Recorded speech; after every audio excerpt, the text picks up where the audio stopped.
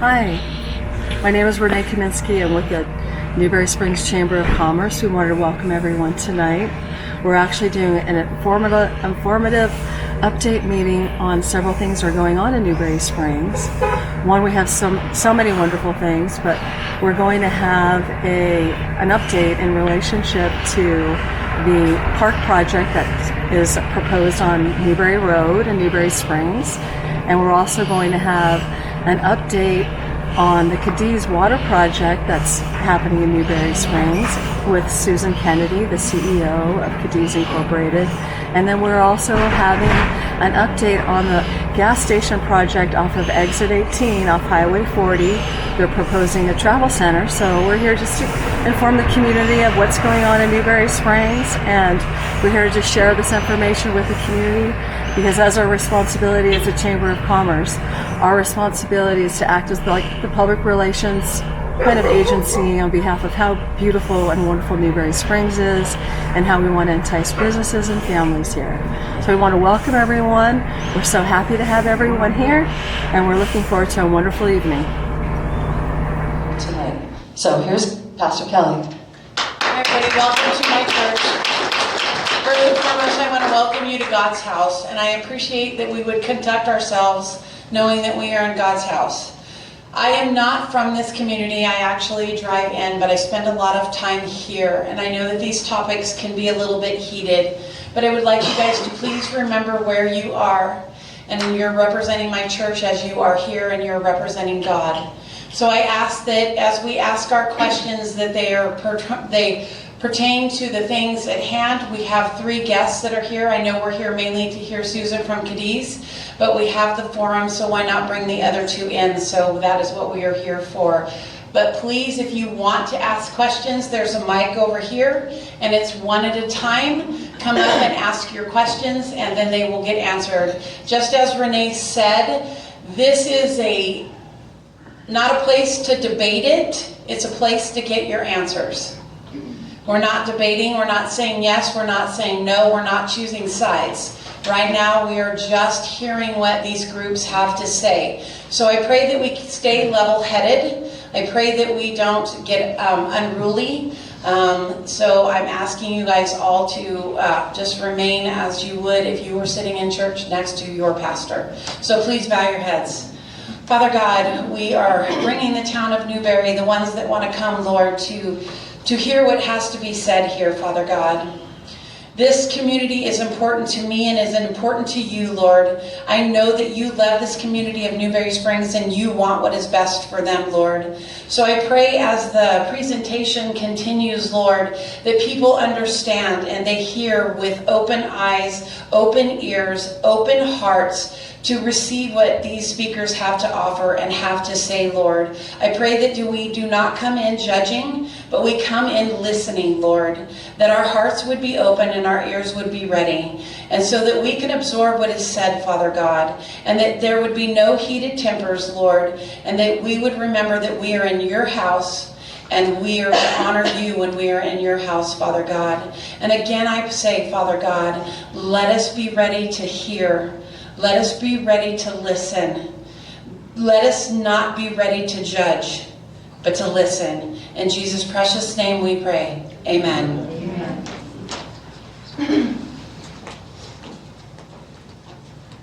I think it would be appropriate if we all stand and do a pledge of allegiance.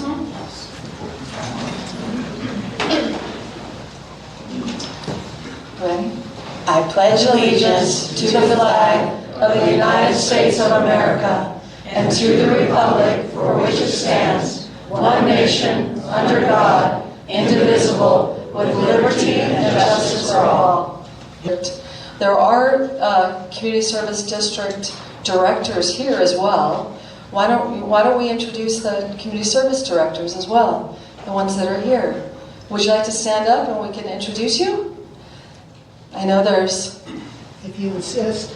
Yes, there's Jack. I think one thing I think it's amazing and really important in our community is that we're so small, and I think it's really important we all get to know each other. And again, it's all about communicating and knowing who our people are. That no one gets paid to do these positions. No one gets paid for their time and their energy or anything like that. So I know personally, I'm truly grateful to the CSD and the members and the time that you spend, including our police chief, Daphne O'Leary. I'm sorry, of course, our fire chief. Police is on my mind. No, you're wonderful and you deserve to be recognized. So we have Jack Unger here, director for the CSD. We have Paula right here, Paula Deal. We have Mike Matson. Again, we have Kayleen. She works tirelessly for the CSD, and we appreciate everything she does. I don't think we have any other board member here, do we? Or director from the CSD. Okay, then with that, let's get started. I'm Kayleen Vanek, the General Manager of the Community Services District, and I came tonight to give an update on the newly purchased property of the CSD. Very short. All right, I'm Kayleen. I am the General Manager for the CSD. I have a very short update. I was asked to give an update on the piece of property that we just purchased. I'm really short. So in February of this year, the Newberry CSD purchased a 20-acre parcel of raw land on the corner of Newberry and Mendocino roads for $95,000. The intention of this property is to first build a beautiful new fire department and training center. The use of the remaining property space is yet to be determined, and with the help of California Consulting grant writers, we are actively searching and preparing for grant opportunities to support property development. At this time, grant programs applicable to our project are not yet open for application. We will proceed once funding opportunities become available. The Newberry Community Services District encourages members of the public to attend our regular board meetings on the fourth Tuesday of the month at 6 p.m. to stay informed on community projects and district operations. Public participation is welcome and valued as we work together to improve our community. Thank you.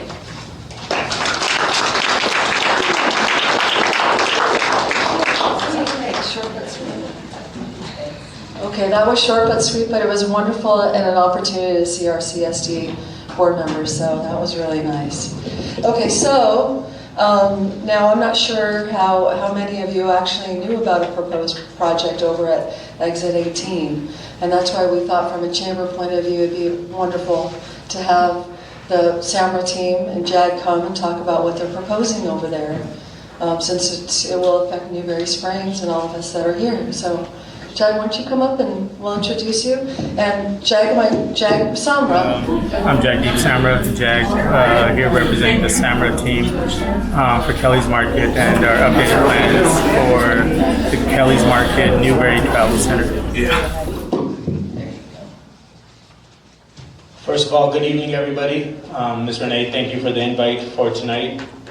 To get started, once again, like she said, my name is Jagdeep Samra. I go by Jag. I'm here tonight on behalf of Kelly's Market and the new travel center proposal. It definitely is a pleasure to be out here in front of you guys tonight just to share some exciting news for Newberry Springs. A project that we honestly believe will be a good asset to our community and the thousands of travelers who pass by the I-40 daily.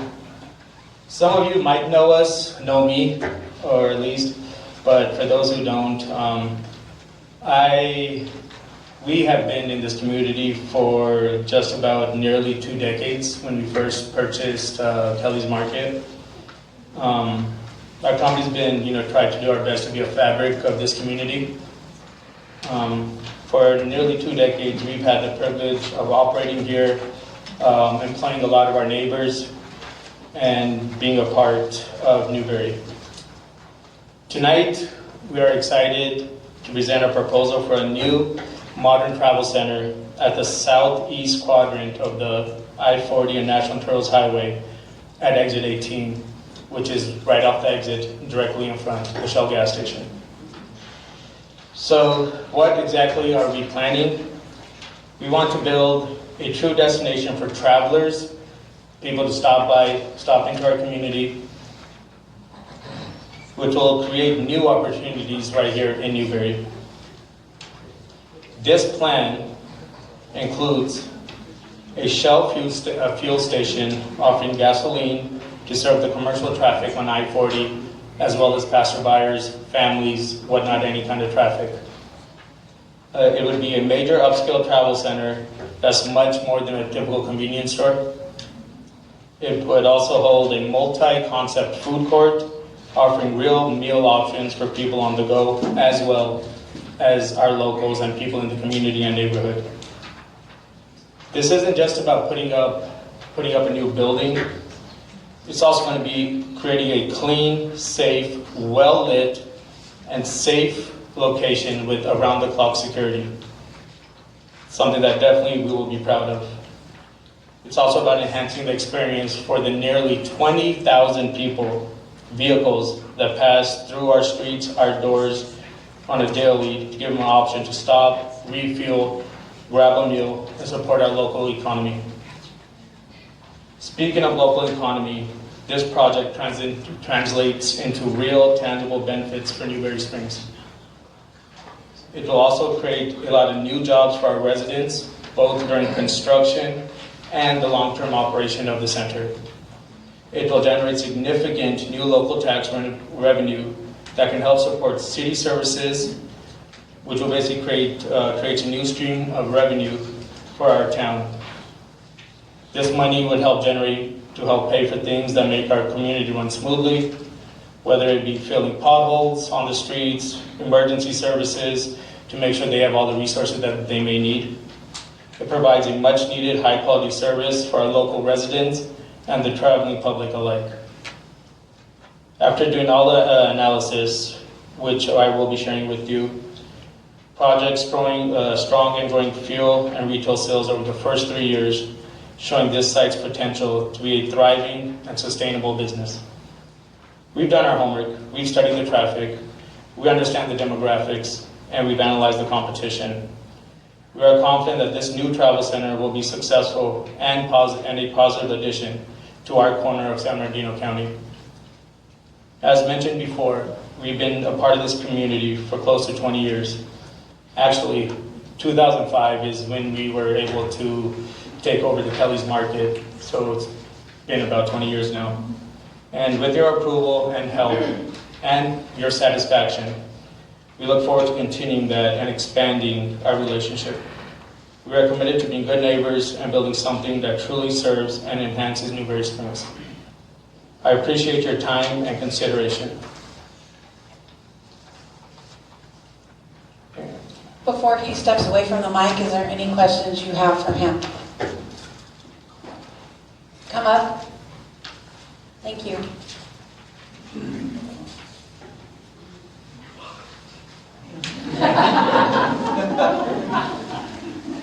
And I will do the best I can to answer all your questions.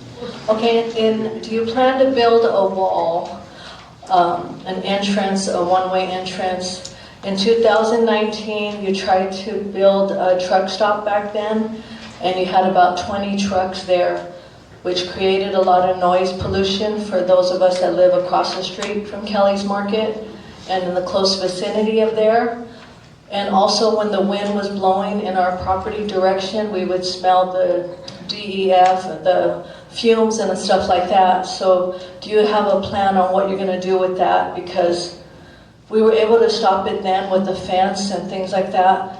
But I noticed from the map you have a lot of parking spaces, which means triple the amount of trucks that you had back in 2019. Great questions. I know has been a huge concern previously. For Kelly's, we were not equipped at that time to be a proper truck stop and location for truckers with our space and our layout and just our flow. And to answer your questions, yes, there will be proper fencing, lighting, complete maintenance will be taken care of. Definitely a better flow, as we're not really trying to push for the truckers, but more of local tourists, travelers, and families, cars, instead of pushing for trucks. So if this was to go through, I just want you to consider not using a chain link fence, because that would not help the noise pollution. And the lighting might affect also for those of us that live nearby. We won't be able to sleep. We'll have to use dark shades and things like that for curtains. But maybe consider that in your planning of a wall to bring down some of the noise pollution. Thank you. I definitely thank you for that suggestion, and there will not be chain link fence. It will be done properly with cement blocks or walls. I'm not that familiar with how what exactly the terminology is, but there will not be chain link fence. It will be proper so that there's not noise echoing out. All right, thank you. Any other questions for this gentleman? One at a time. Yes, sir. Come up. Black. Thank you. Hi, my name is Matt. I've had land here in the community for about 6 years.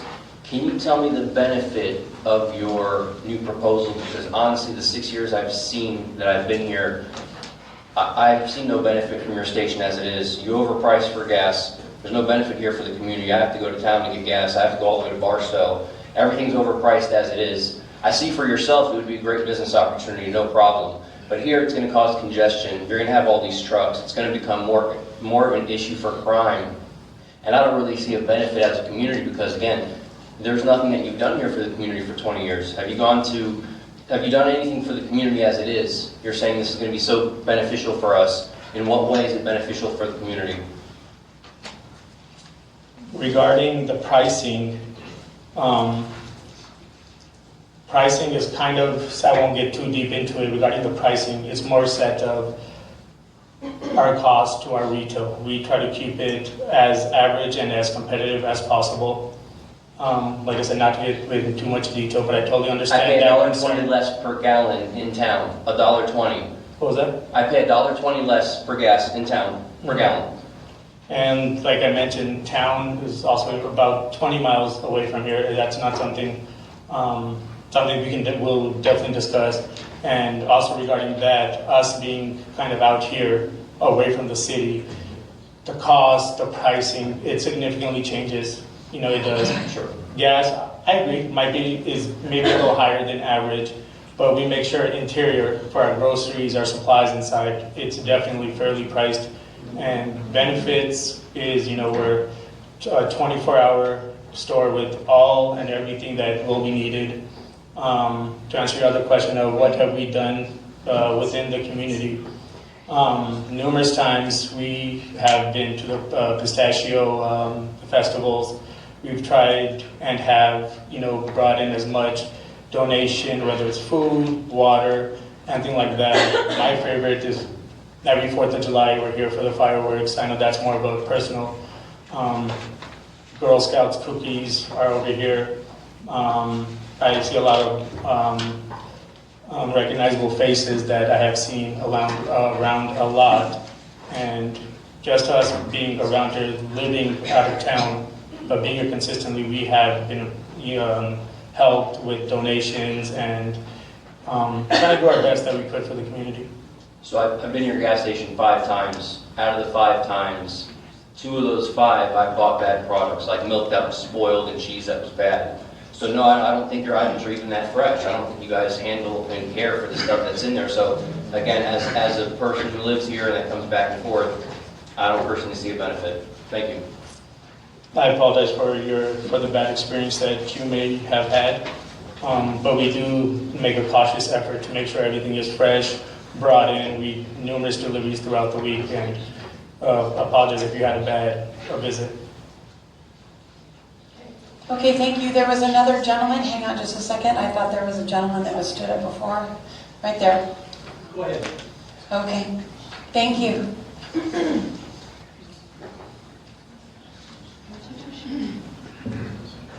Well, I've been a member of this community since 2006, before you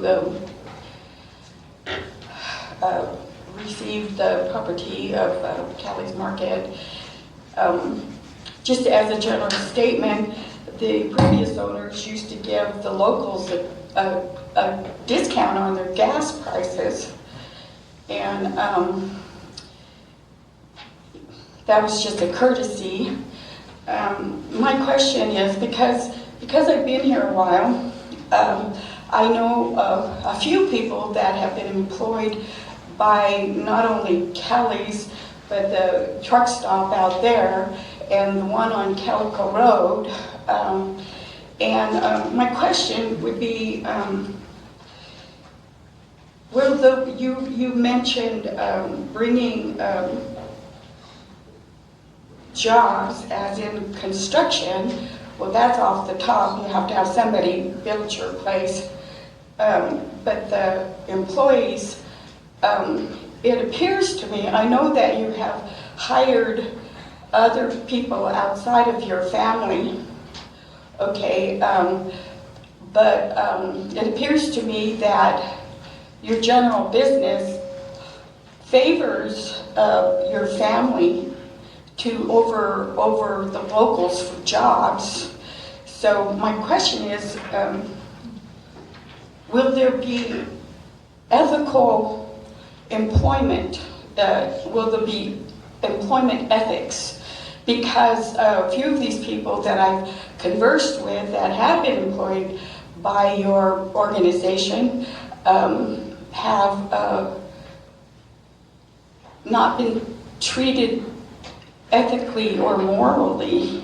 So will you, as Goodwill, with those who apply for jobs and perhaps are hired, will you treat them ethically? Will you take out the proper taxes for them and submit workmen's compensation monies that are due, that the government supposedly requires, so that if they needed some kind of medical attention or rehabilitation, will you apply those things to the other people that are in your organization as employees? Regarding, hiring staff, our team, and employees, I can say that we do everything by the books, ethically. We are always accepting applications. We're online, whether it's Indeed or ZipRecruiter, wherever those third parties are. Applications are always welcome, and I would love to talk to you about that more. And if I had an idea of who or what, without taking names, of everything, we always, like I said, we're going to get by the books. If you say we're not doing anything ethically, I think that's a little harsh, but I totally understand what you are trying, the point that you are trying to get across. Especially for me, kind of, I've been here for a while, and that's my part of my job. I like to do my team, my hiring staff, and whatnot. That is something that I definitely look forward to, and that's something, if any problem with that, that's definitely going to be on me. And I feel like I do my best with that. And ethically, I can't say that we don't do it ethically. We do. I feel like we do a good job with that. Well, I know someone very close to me that the proper taxes were not taken from the paychecks and stuff, and he ended up paying taxes that you were supposed to submit to the government. So that's why I'm asking, are you going to do things ethically? Because I don't want to be harsh, but the thing is sometimes the truth is harsh. And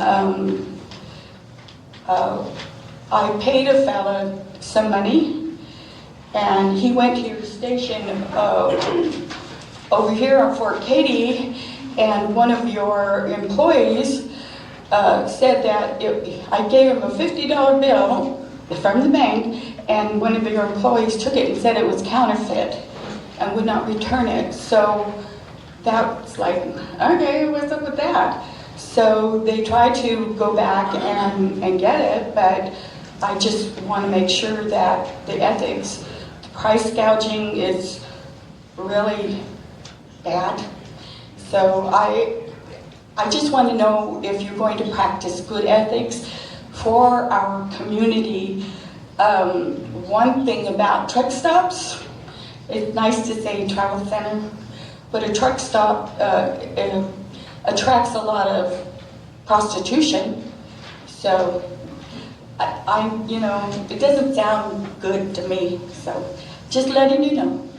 I appreciate that. And like I had mentioned before regarding, the ethical part of it, I will stand on that and say that we are fully follow any and proper laws. And if there was any kind of payroll tax mishaps, that money is now coming to us. We're not keeping that. If there was something that was not properly submitted, and also just as a reminder, those W-2s are filled out by the staff or the employees themselves. Whatever is given to us from them is what we submit. So if there was any kind of miscommunication, mishap, and if it was brought to our attention, I'm pretty sure we definitely took care of it. I would like to make a comment though. I think in the meeting tonight, I do not think it's appropriate to talk about hearsay. I think that we should talk about that. That's an offline conversation. Mm-hmm. I don't think that it would be appropriate to ask Jag or any of the speakers here anything that's basically hearsay from another party.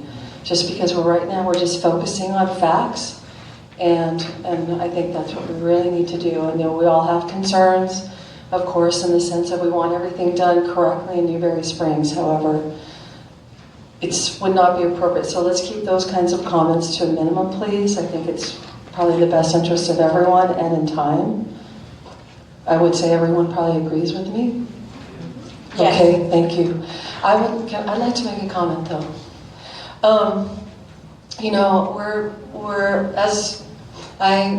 I have a place on Route 66. I'm not talking as a chamber president right now, I'm talking as Renee.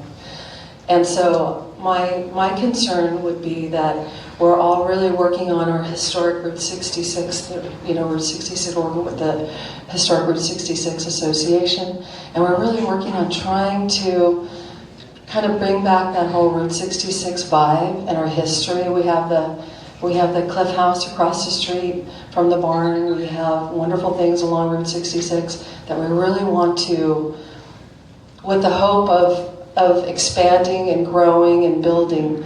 And we don't want, the hope is that there's not going to be Valvolines there. It's going to follow a classic Route 66 vibe all down that Route 66. So the hope, and I hope I speak for everyone in the community, that we would follow kind of that thought process in the sense of creating something that wouldn't necessarily be an eyesore. We don't really want an eyesore. That's exit 18 right into our town. So we're really hoping that any plans with anyone, not just yourself, but anyone that's willing to come into Newberry Springs and want to develop a business on Route 66, they keep that historical value and whole Route 66 vibe along that thoroughfare. So that's my only comment from Renee's point of view, and that's what I have to say. Thank you for that, Ms. Renee, and also thank you for the comments you mentioned about if there might be any back and forth. I don't mind discussing if anyone does have any kind of feel like that we're not doing something right, because I definitely can say that we do our best to do everything right, and I do appreciate what ma'am did say, and it's something I don't mind discussing. An open book is always better to just be clear. If there is any situations discussed, I don't mind it. It's something that just personally is something that's good. Anything that needs to be discussed should definitely be discussed, and I appreciate you bringing that up. I really do. And going forward, if there is anything ever like that, whether it's someone in town, family, or whatnot, we're here 7 days a week from our team. Someone is always here, and I do appreciate you bringing that up. Okay, we have enough time for 2 more questions. 2 more. Good evening. Ted Stimful. And with my apologies to Renee, I'm here for some hearsay or clarification. The diagram map that you have distributed this evening, I first saw, I think it's been over a year ago when the proposal was first put before the county planning for their review and initial feedback. And I was opposed to what I was seeing here because of just the heavy concentration of truck stalls, and particularly with many of them being back-ins. I was informed that you folks were going to do a reconsideration of this plan and go to a travel center. Yet I come here, I was expecting to hopefully see a redesign of what you have here, and I'm disappointed to see it's the same old. As far as the truck stop, is this still the proposal that you are putting forward? That this many stalls, I think there's something like, what, close to around 70? 70 stalls for trucking, as in for diesel pumps? No, parking. No, 70. This is the plan that has been submitted.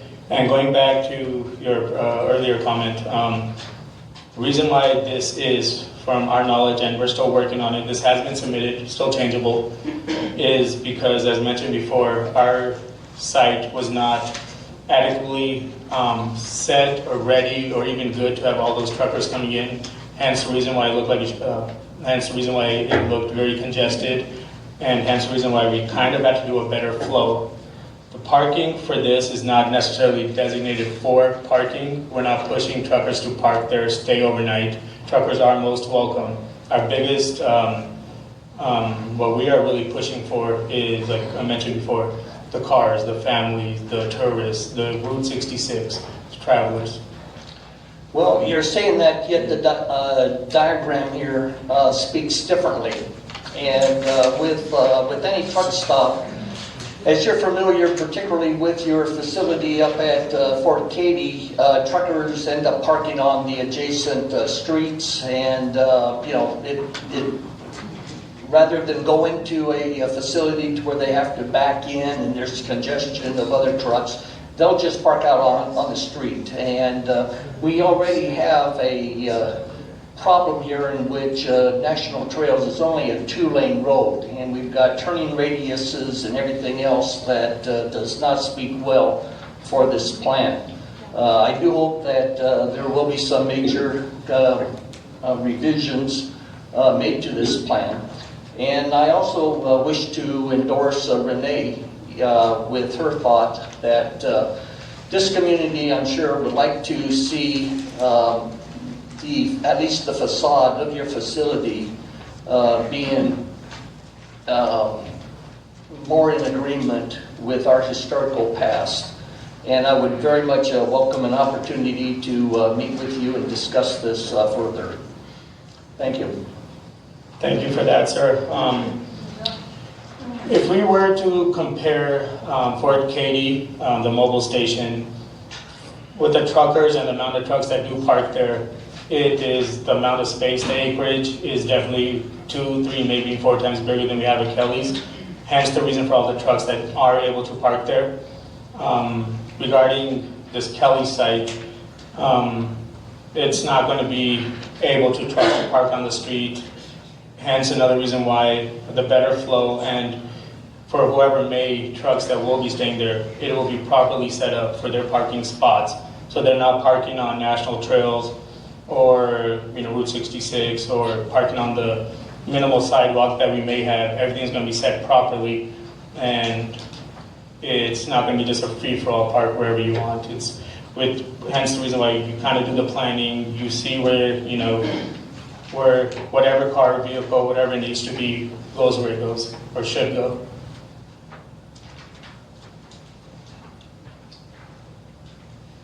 Oh, also one more thing. I definitely feel about the imaging of Route 66 is something I am definitely in agreement with. We have plans to do our best to keep the Route 66 vibe going. I can give an example of inside will be a lot of signage of Route 66, a lot of old school kind of, for lack of a better term, desert kind of designs, pictures.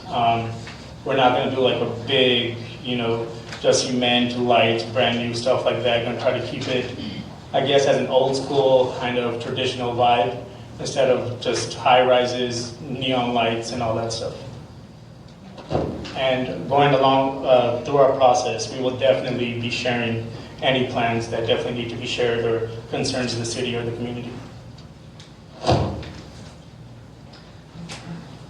Wonderful. Is there any more questions? Jag, would you be open to coming back as you move through this process? Would you be willing to come back and talk with us some more? Definitely. We'll set up another meeting, and that's awesome. Thank you. I really appreciate you coming. I know that you drove all the way from Glendale for this, I think you spoke for maybe 30 minutes. So I really appreciate you coming, bringing your information, answering any questions. And if there's any other questions that you may have for Jag, again, there's postcards in the back. Just write your question down. We promise every single one of those cards would be addressed, and we'll try to get an answer for you. But then if you're open for another meeting, we'll set that up, and we'll invite you back to Newberry Springs. So thank you so much for coming. Really appreciate you being here. Very much. Also, one thing, you mentioned the drive. Yes, we're here all the time. I know you might not see us a lot, which is, I understand that. But, coming from a bigger city, I like coming out here, get away from all the hustle and bustle. The barn is one of my favorite places to visit,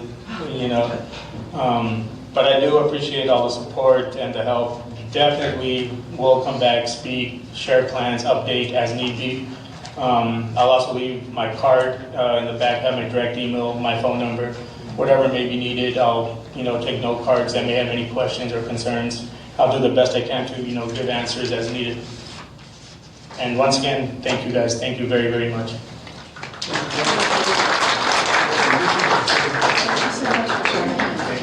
My name is Susan Kennedy. I'm the CEO of Cadiz Inc. And we're developing the largest water project in the Southwest. And I came here to Newberry Springs to make sure that we partner with these communities in helping to build a sustainable water supply for the whole region. All right, thank you very much. My name is Susan Kennedy. I'm the CEO of Cadiz. I'm also the chair of the board. I'm going to tell you a little bit about myself and then about the company, and then talk about the projects that we're working on. And I'm going to put it in the context of what's happening with water throughout the western United States in particular, and how what's happening really, Newberry Springs is pretty much ground zero for a lot of what's happening with water in California and in the Southwest. And then I'm going to talk about the project, some of the projects themselves, and address some of the stuff you may have heard about the project, and answer any questions. I'm going to also introduce a couple of my colleagues who are here with me, because you've already mentioned some of these names, but I've got Catherine Rivera, who's with us, who's the Chief Operating Officer for Cadiz. I've got Don Bunce, who's the General Manager of Fenner Gap Mutual Water Company. And I've got Logan Wicks with Geosciences. He's our geohydrologist. And they're responsible for most of the data I'm about to screw up.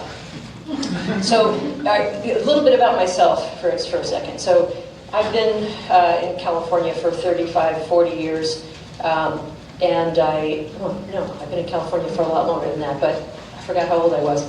But I spent most of my career in politics and government in Sacramento and Washington. I was the cabinet secretary for Governor Gray Davis 25 years ago. As cabinet secretary, all the agencies, boards, and commissions kind of come up through me. And then I was Arnold Schwarzenegger's chief of staff when he was governor of California for about 5 years, and then in between those two stints in the governor's office, I was on the California Public Utilities Commission, not by choice, but after we screwed up our energy markets and had rolling blackouts, they stuck me on the PUC to figure out how to get PG&E out of bankruptcy the first time. And then before all that, I was Senator Dianne Feinstein's communications director in Washington, D.C. So I spent most of my time in Sacramento, and the two issues that were the single biggest issues I had to deal with were water and electricity, and mostly around the major infrastructure investments. The first deal that I had to negotiate in Sacramento was on water. Actually, the first one I had to deal with was what was called the Bay Delta Plan, right? So the Bay Delta, where half the water comes from Northern California, we had the operating plan for that had to be negotiated with the feds, and that was during the Bill Clinton administration. So I led the state team that negotiated the operating plan for the Bay Delta.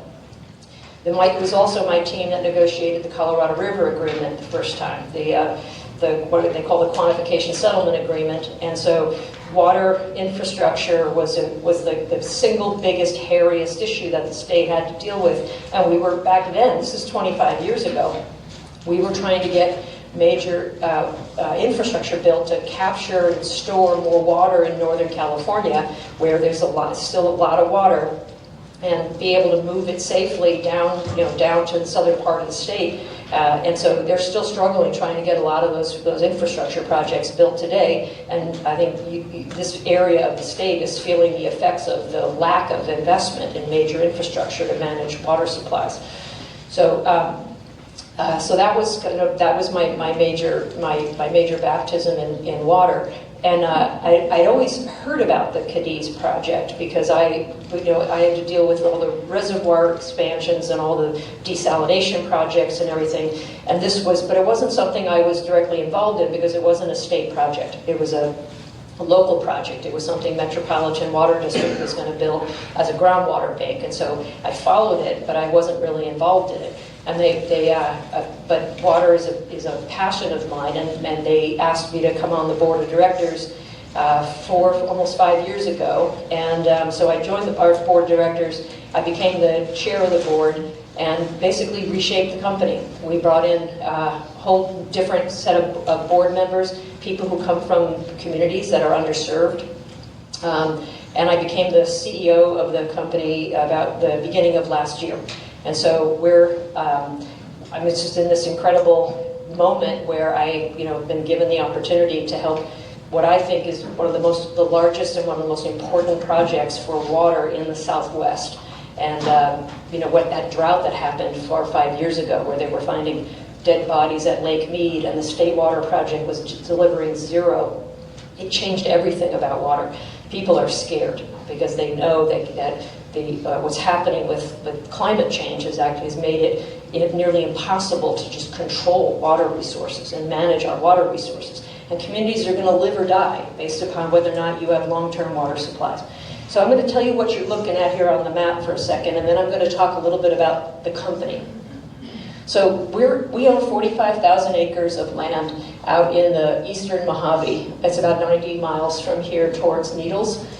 This ring of mountains here, it starts at the top is the New York Mountains, and it comes all the way down here to Fenner Gap. That's a 2,000 square mile watershed.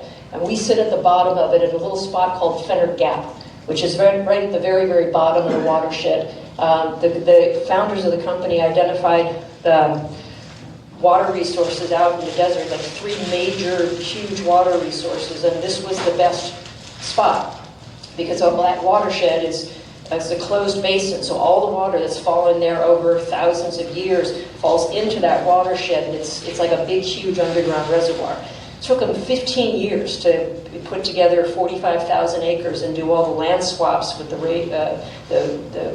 railroads and BLM to get as much of it contiguous in Fenner Gap as they could. And they started one of the largest farming operations. We're now the largest farming operation, as far as I know, in San Bernardino. We have several thousand acres under production. This year, I think we switched out from lemons and other citrus fruit. We're mostly alfalfa, but I think we've got 1,000 acres under production today. But we've been farming since the 1980s there.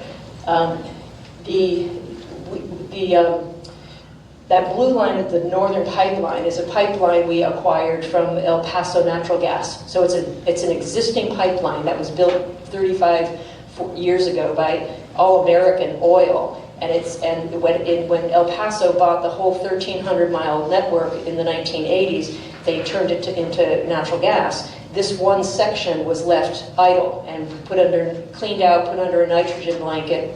So it's a 220-mile, 30-inch steel pipeline that's already in the ground. It goes all the way across the Mojave River pipeline, the LA aqueduct, and it ends at the California aqueduct.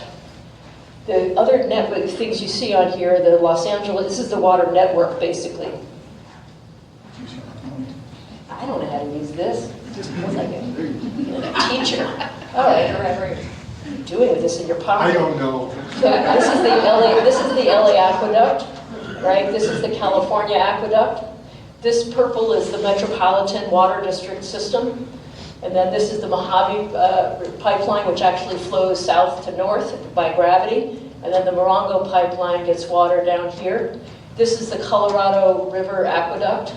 And this is the Coachella Canal, right? And so you're up here, and basically you are in an area of the state where you're getting most of your water to refill your groundwater basins is coming from Sacramento, where it's being pumped down over the Tehachapi's, and it comes down here, and then they drop it in the Mojave River, and it's supposed to come all the way down to the Centro and Baja basins, but they're not putting it in the pipeline, they're actually putting it in the Mojave River, which is a dry river, and it's hitting what's called the Hellendale Fault. So you're not getting as much water or any of the water all the way down into the Centro and Baja basins. So this area of the state, and this area in the high desert, and this area right down here in San Bernardino at the top of this, it's areas that are dependent on the state water project for the future of their water.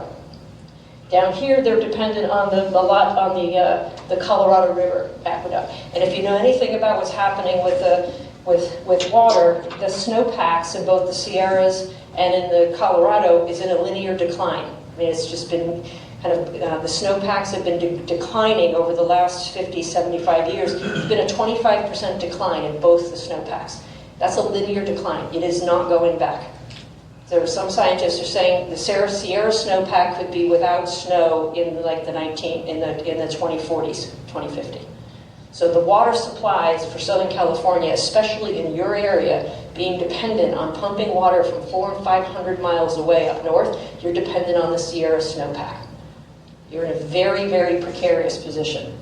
So Cadiz now is, it's not just one project that is going to be bought by one big water agency. We've developed integrated solutions. So we have water supply. We're permitted to make available 2.5 million acre-feet of surplus water from our aquifer to make it available for communities. We have storage. Our aquifer is able to actually capture and store underground 1 million acre-feet of imported water, where it's not subject to evaporation, and it doesn't leak anywhere as long as you control the aquifer so you don't lose it to evaporation. At the dry lakes, but it's 1 million acre-feet of storage. We have over 300 miles of pipeline assets. I've got the 200 miles that's already in the ground.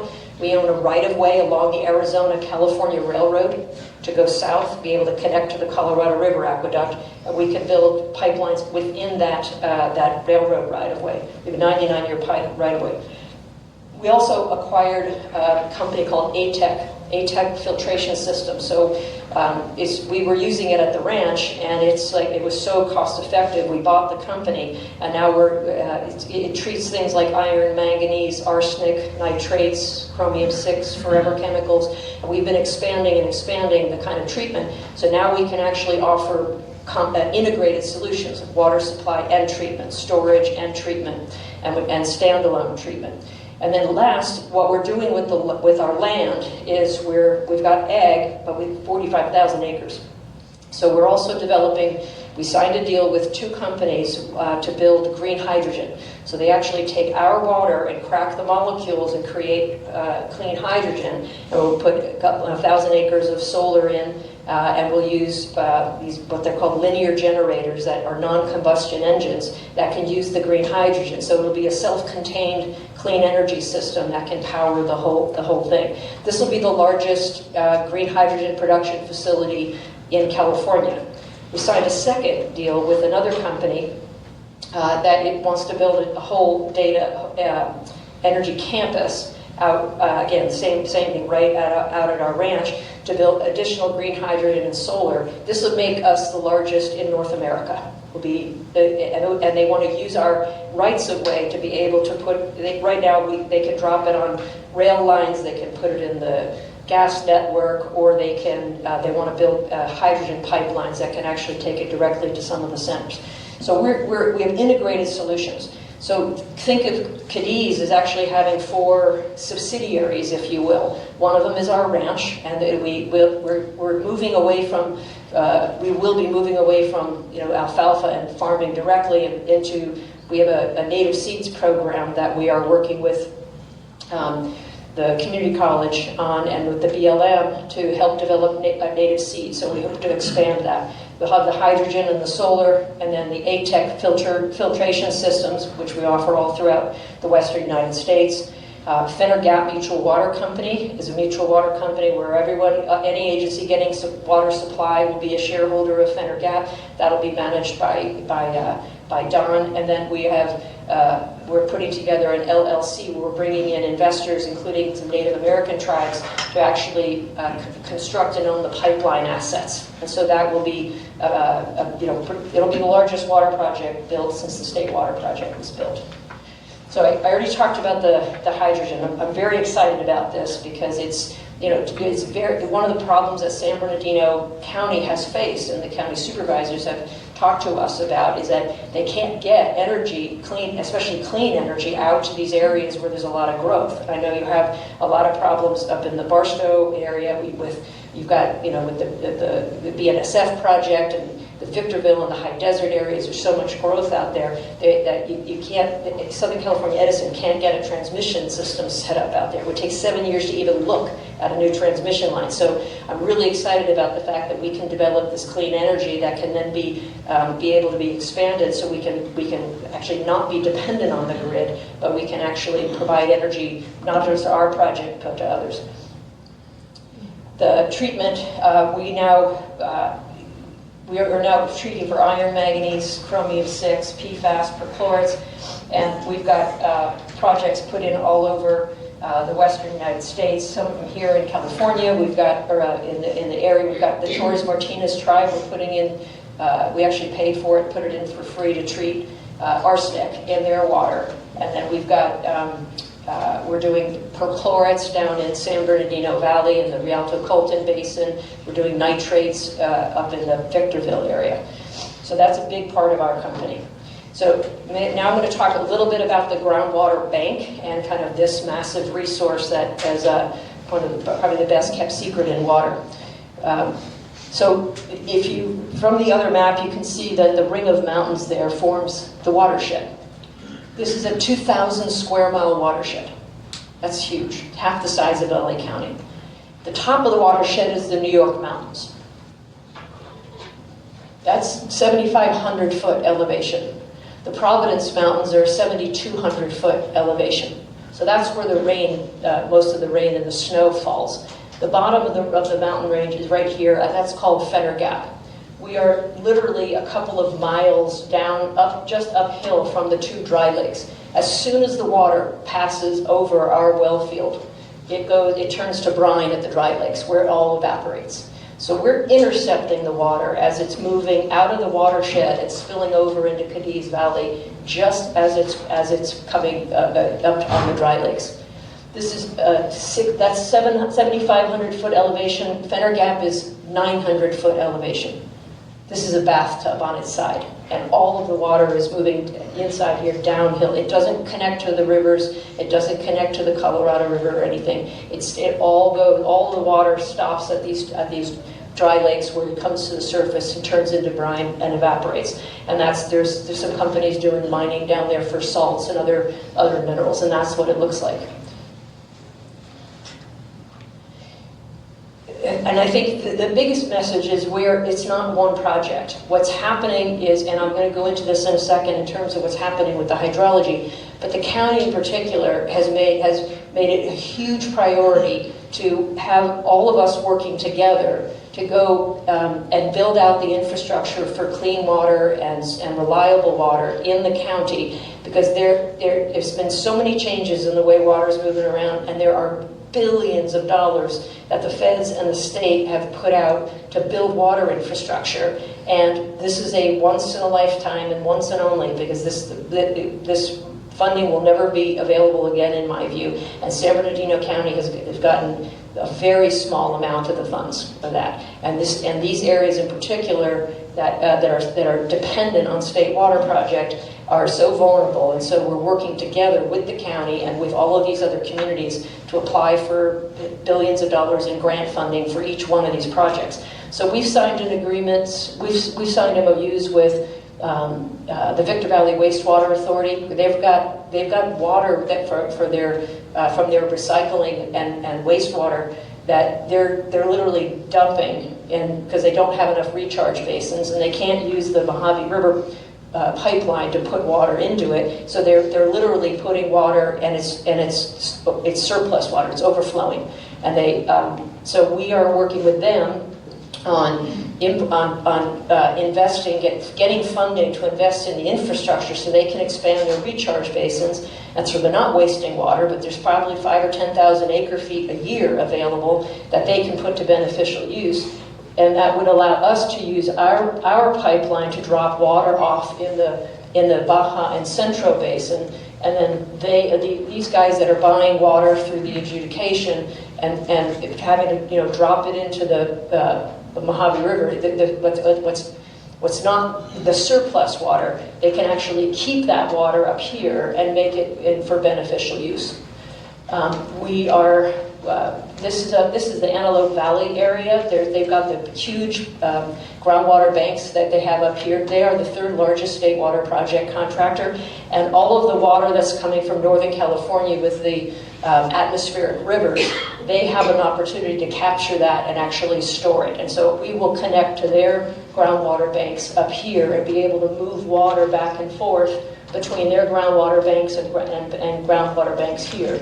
We're working with San Bernardino Valley, and right now we're going to be putting in perchlorate treatment, which frees up their groundwater banks, because right now they can't use them because of perchlorates from about 50, 75 years ago. So we're putting in the treatment, which then allows them to use it, and they can actually capture more water from Northern California and bank it in their groundwater banks. And then we're working with some of the communities here down in the Palm Springs area about trying to get them some surplus water in areas where they don't have a lot of infrastructure and they're dependent on the Colorado River. This is an empty pipeline that's SoCal Gas. It's out of service, and it crosses our land and goes right down here through right to the Morongo. And it's on our list of things to try to do to actually put that pipeline to use to be able to move water. So and we're all working together to go to apply for the grants. And so that's one of the reasons. Oh, I should say, so our pipeline, the northern pipeline, 85% of the capacity is under long-term contract with. We got 2 investor-owned utilities and a couple of water agencies. One of the investor-owned utilities is Golden State Water, and so the reason they're doing that is because they have trouble getting water into the Centro Basin, and so we'll be able to deliver water directly. And if we put in the treatment as we expect, we'll be able to deliver potable water directly to their distribution system in Barstow from our pipeline. This becomes the most water secure area in the state. So that is, now I'm going to talk just a little bit about what's happening with water and why this is so important, what we're doing. So this is from I think it was 2023, when we had after that horrific drought where they were finding dead bodies at Lake Mead, it flipped overnight into a wet year with atmospheric rivers. And they used to plan for these at the state level. Funny enough, they called it ARC, Atmospheric River 1000. And that was a planning scenario 20 years ago, before anyone knew what that word meant.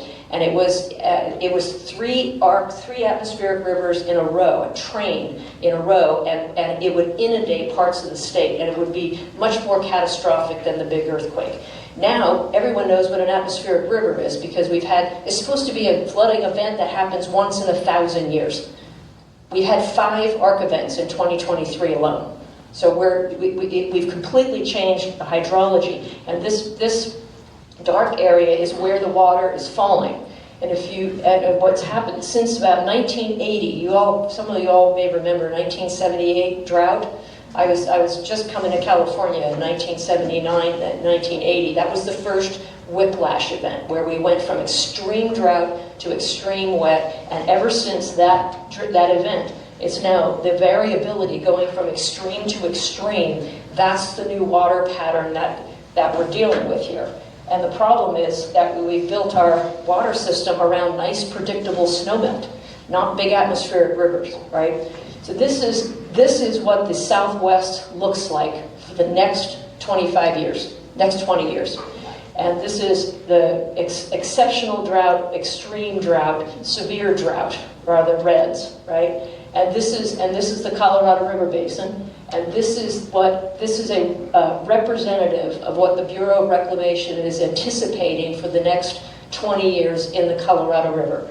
Extreme, severe, exceptional drought. That means once or twice a decade they could be in shortage. They're expecting to be in shortage conditions in Lake Mead every year for the next 20 years. And what happened in the last drought? Arizona lost all its groundwater because what happens when Lake Mead and the Colorado River goes into shortage? First thing they do is they cut you off from getting water delivered, and the farmers and the folks turn to groundwater there. Well, they depleted so much of their groundwater that they're not able to do that again when they're in drought again. Lake Mead, they're saying, could be as bad as it was in 2022 as early as next year. So they're looking at an emergency situation in the Colorado River again as early starting next year. So these are the planning scenarios that the state and the feds are working on, where once 3 to 5 times in every 20 years, having such an extreme drought in the Colorado that lasts for several years like it did before, and then having all of this water in Northern California and no place to store it. We built all of our storage north of the Tehachapies to catch the Sierras, the Cascade Mountains, and it's not falling as snow anymore, it's falling as rain. It's not falling so much in the north, it's falling in the central and in the south. And it's not falling in the mountains, it's falling inward, right? It's bypassing our ability to capture it in the surface storage in Northern California. And so that's why even though they have exceptional rain, they can't. They're looking at the State Water Project going down by about 25% over the next 10 to 20 years because they can't capture the water. So the state has been in a desperate state to put billions of dollars into expanding storage up here where the water's happening, and then fix the delta so that they can actually safely move this water to get it down to Southern California. And so that you've got the feds have an emergency on in the Colorado River, and the California's been focused on. They passed the climate bond last November with $10 billion in it for climate adaptation programs. $3 or $4 billion is for water alone. That's how urgent they are in terms of getting infrastructure built. So our project. So as I said, you've got the New York Mountains, and you've got the Bristol, you've got Fenner Gap here at 800 feet, and then the dry lakes just below us at 600 feet. All of the water is flowing downhill. It's measurable. I mean, we've now done more studies on this than any project I've ever seen in California history. And it's got 30 to 50 million acre feet of water in this aquifer. It takes 1,000 years for water that fell as snow in the New York mountains to percolate down underground and make its way down to Fenner Gap by the time it leaves the aquifer. 1,000 years. So there's literally 1,000 years of water that is already stored in the aquifer. we're also not in the one area that's not in the rain shadow of the Sierra Nevada mountains. So the Sierra Nevadas create Death Valley, and some of the really dry areas, the Amargosa Desert, the Great Basin Desert, and Death Valley, just to the north and to the west of us, we're outside the rain shadow of the Sierra. So we get 10, 13 inches of rain per year in the New Yorks and the Providence. And it's increasing. And I'll actually show you some of those slides. It's actually increasing in this part of the state because, again, it's moving from snow in the north to rain in the south. So this aquifer system is naturally recharging at a rate that where you look at every other water supply source in the Southwest, this is actually a naturally recharging system, and it's already got 1,000 years of water supply in the aquifer. This is an aerial view. So here we are. There's the New York mountains.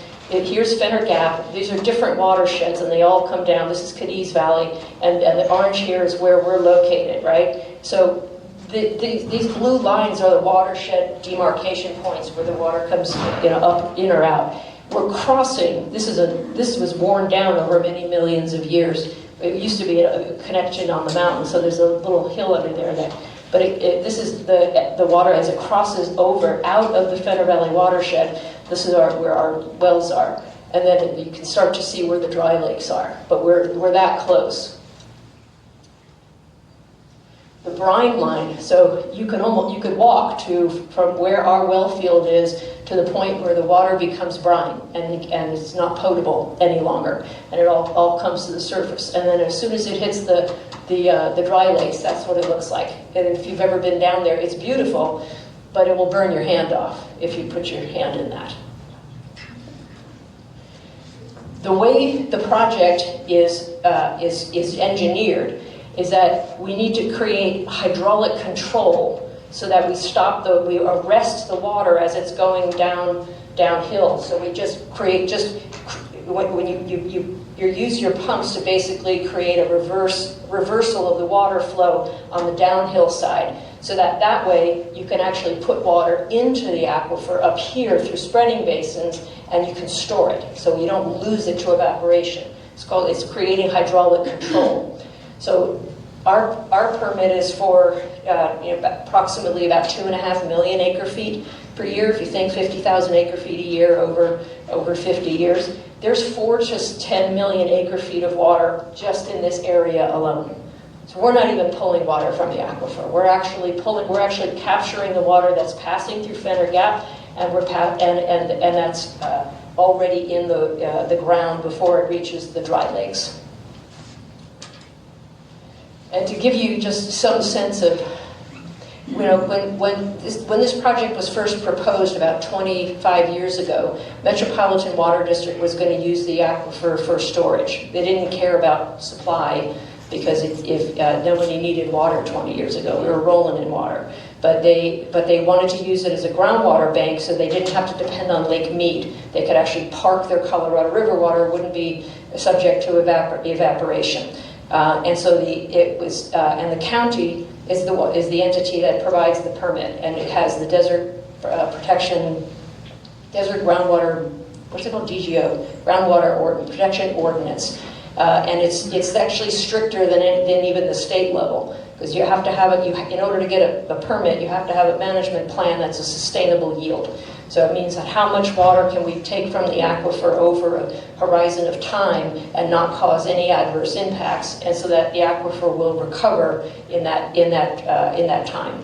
And so the way they had to do, we've done 3 rounds of environmental review that exhaustively studied it, and the way the county was so conservative, they said let's assume that you don't know what's in the aquifer, and you have no idea what the recharge rate is, how much water is coming down. Let's model this as if there's no recharge, and then say how much water can you take safely out of here without causing any adverse impacts. And so this is sort of representative in terms of the most conservative scenario assumes that there's no water coming down, that it's just the water that's in there today, and you can see that it's barely noticeable, right there at Fender Gap, because all of that water is coming down into the well field from a very steep grade.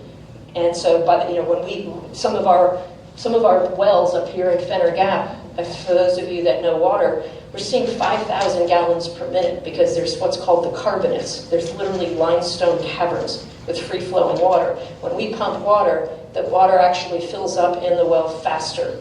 It bounces, but you stop pumping our wells, and the water levels bounce back up faster than anything we've ever seen because the water is coming down into the well field. So that's the way the county engineered the permit is the most conservative.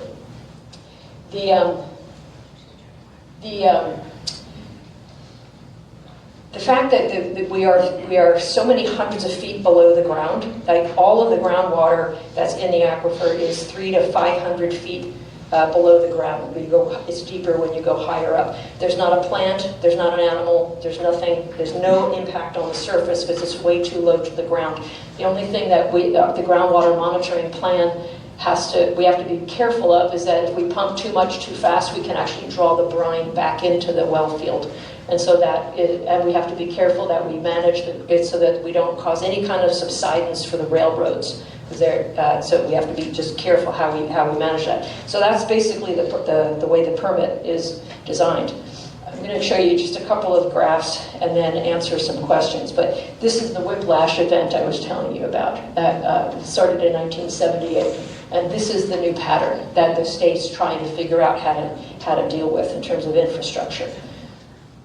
This, I said we're not in the rain shadow of the Sierras. This red up here is 12 to 13 inches. The orange is 11 to 12 inches. This one section is outside the rain shadow, and so it gets actually quite a bit of precipitation at that northern part. There's more than 800, almost 900 acre-feet a year of precipitation annually. And if you can see what's happening, this is the New York mountains. You can see that whiplash pattern is actually started again. There it is, 1978, 1980, and now this is the new pattern. You're going into extreme drought and extreme wet. And so the name of the game is how do you stuff away as much water as you can during those wet periods into every groundwater basin and store it, because that's the only way we're going to be able to harness this new hydrology, and these communities will survive.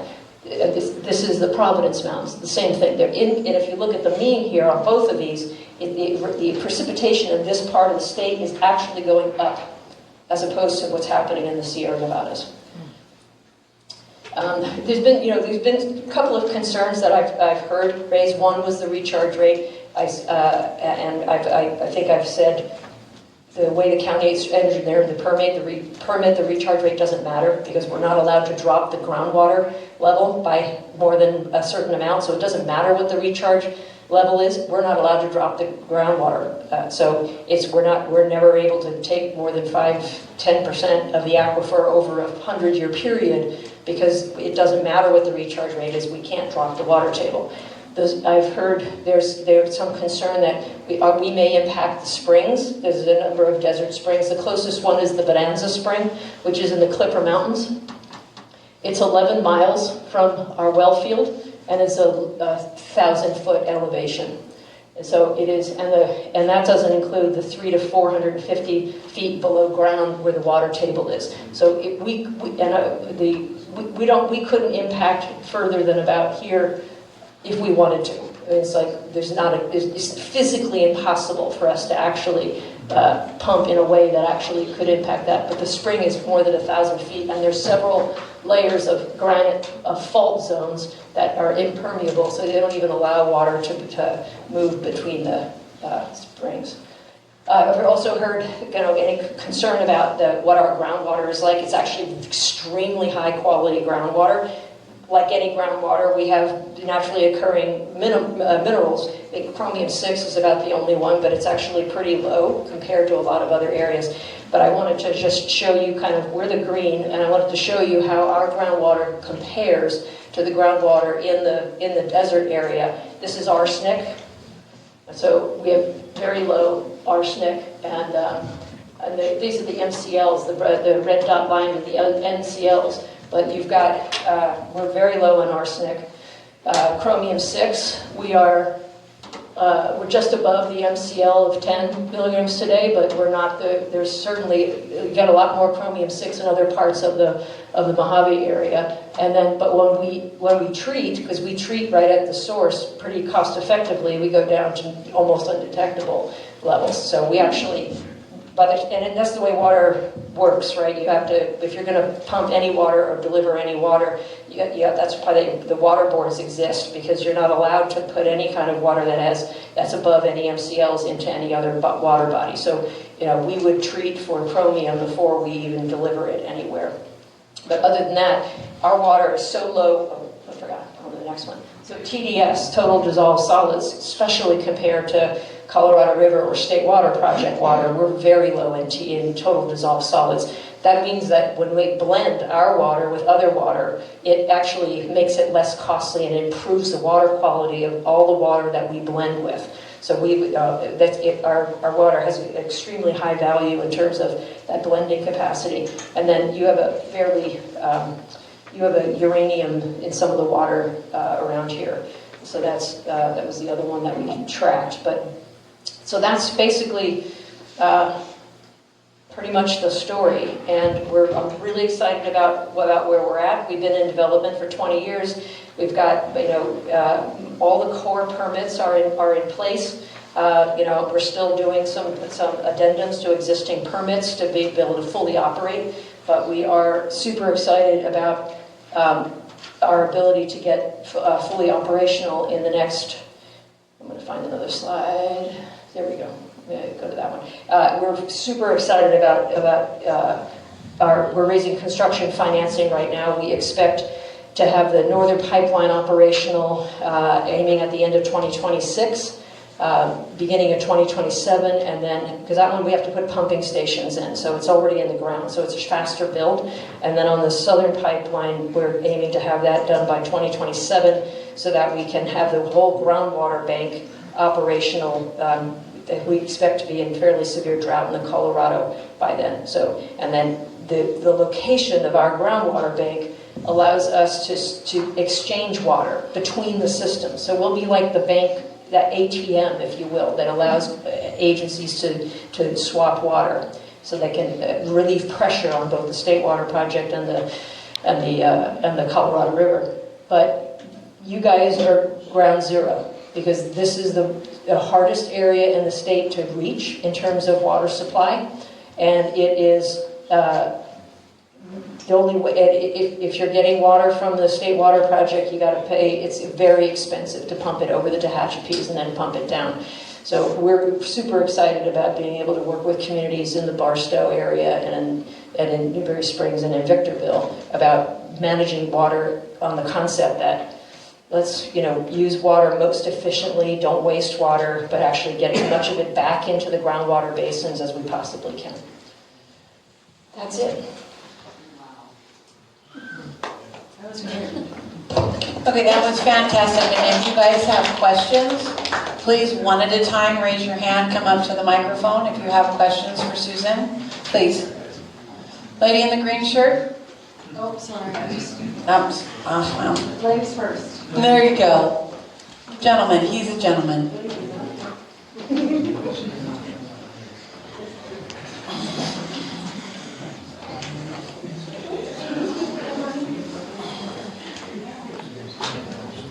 Okay. There we go. Okay, my concerns are, first of all, I was reading up on this when I heard about the meeting at the CSD board. I read that the Native Indians, the Lighten Rancheria, they're supposed to give like $50 million for this project, which also gives them special benefits such as water rights, and because I'm getting it from a new source. They're not buying water. They're not buying water. They're getting it.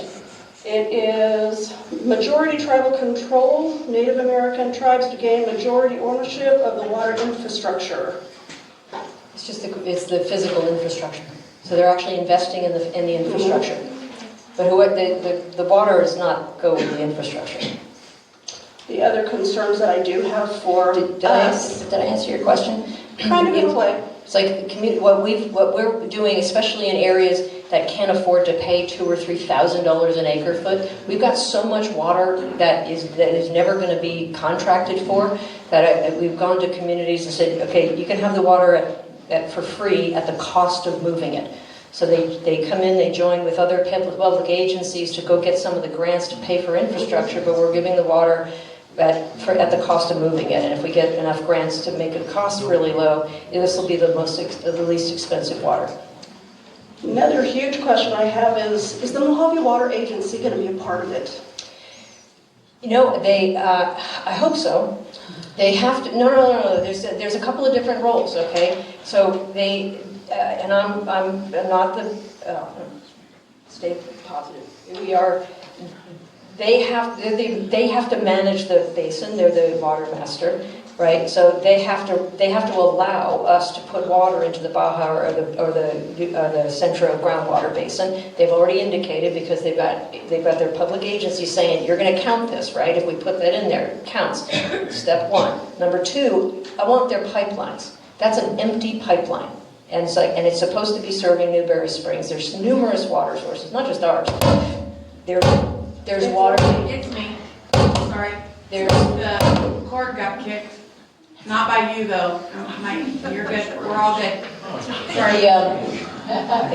They have the Mojave River and the Morongo pipeline are incredibly important assets. So we want them to be encouraged to let us use that. And maybe it's not us. Maybe it's Victor Valley Wastewater. They can use that. They can get water down to Newberry Springs using that pipeline. So we want them to be part of it. Other than that, it's the infrastructure. They haven't been very friendly with us. Well, they ran the alfalfa farmers out of here. They have ran other tree growers out of here. All they need is their pipeline. I want them to sell me their pipeline. Right? Well, maybe they can sell you the pipeline, and maybe you won't charge us and try to put meters on our wells. Because I know somebody right now that is metered, and again, it's not me, it's not gunfire. Try again. Hello? You're still on. Go. Okay. Anyway, they're getting charged like over $200,000 just to put water in their lake. I know. I don't want it to happen to me. I live right there. I don't want a meter on my well. I get my water from behind Newberry Mountains. That's why we want them to let us drop the water off. They can't touch my water because I don't get it from them, and they're not monitoring me. They wouldn't because they're doing it with the Mojave River. They wouldn't touch your water based on the plan we're putting together. This is moving other people's water, our water, but we want them to let us have access to the pipelines. Okay. To move what water. is the cost to us? If this goes through, what are you going to charge this community to have this done? What are we going to have to pay? Well, first of all, you don't have to pay anything for some of the benefits that are happening, right? I'm not here to sell you water. I understand it, but there's always a cost. Oh, there's always a cost, but here, right now, if I am surveying... Susan, can I just say something really quick? You're asking her a question, but you're not giving her the opportunity to answer before you're talking over her. So allow her to answer your question, and then just hit her with another one, please. Yeah, if we put 200,000 acre feet in for Golden State directly, that means they're not pulling 200,000 acre feet out of the groundwater. So that's number one. There's automatically a benefit. If we're bringing a new water resource into that basin, which we are, then there's going to be a benefit in terms of that's not water they're pulling from that anymore. So that's the single biggest benefit, is bringing in a new water supply to feed some of those growing areas that are up from you. The second is some of the, we've made water available. As long as we have the pipeline space to move it, I'm willing to offer, our pipeline isn't that big in terms of how much water, but the way to get water here is to trade water. And the way to get water here is there's billions of dollars in grant funding, and I would be up there and actually applying for grant funding to there's a ton of money for groundwater recharge. Right? There's other funding. We can buy water. We can swap water. Right? So there's ways that we can do that, and it can count towards if we drop it in these basins. But we have to get the other agencies to count it. So that's number two. And the third is you need technical you need technical information, right? That's why Logan is here, because one of the things that we want to help with is looking at the Baja Sustainability Plan and some of the up-basin pumpers that's happening with BNSF and their plans. You need some technical expertise to say, are we going to get screwed, or are we going to be able to benefit from this? I can give you technical. Where I'm coming from is I'm 90 miles away from here, and I have a pipeline that's going to carry water right past Newberry Springs and start serving people on the other side. I don't want to be the company that goes right past Newberry Springs. I want you to benefit economically. We have money that we will provide from our project. That I don't have enough water in that pipeline to say I can give you, X the kind of water you need. But we have, by working with these other agencies, I think we can create more water supply through various sources and make sure that it gets into the Baja Basin, right? And to the extent that there's room in our pipeline, and I can get some, we call it Tier 2 water. Tier 1 is an agency that has a long-term contract. They get pipeline access. They get first priority to move water in the pipeline. I'm leaving space in our northern pipeline so that I have the ability to deliver water. Amboy wants water. You guys need water. So I want to be able to leave room where we can deliver some water. I get the southern pipeline built, and that's a bigger system. I can actually move water supplies there and free up space in this pipeline. If I get the Mojave River pipeline from Mojave, if they'll give us access to it, you can get water down from the AVEC, right? From all that Article 21, surplus water from the north can actually move down into Barstow, so that you'd have 2 or 3 different ways of getting water into the Centro and the Baja Basin using our pipelines. What you don't have now is you don't have pipelines. There's no way to get water here except through Mojave Water Agency. This opens up pipelines that can bring in water from other sources. And so it's just about being in the right place to say, don't just take whatever plan comes out of BNSF, and I don't think they're bad people, I'm not complaining, but you need a seat at the table. You need to know what you need, and you need to be able to demand it. And what we're offering is the same thing I'm offering to Fontana, Rialto, Victorville, and these other areas. We're applying for grants for everybody. We've hired, Catherine's in charge of the grant writing operation. We've hired 3 teams to go get as much money out of Sacramento. Newberry Springs is like your ground zero.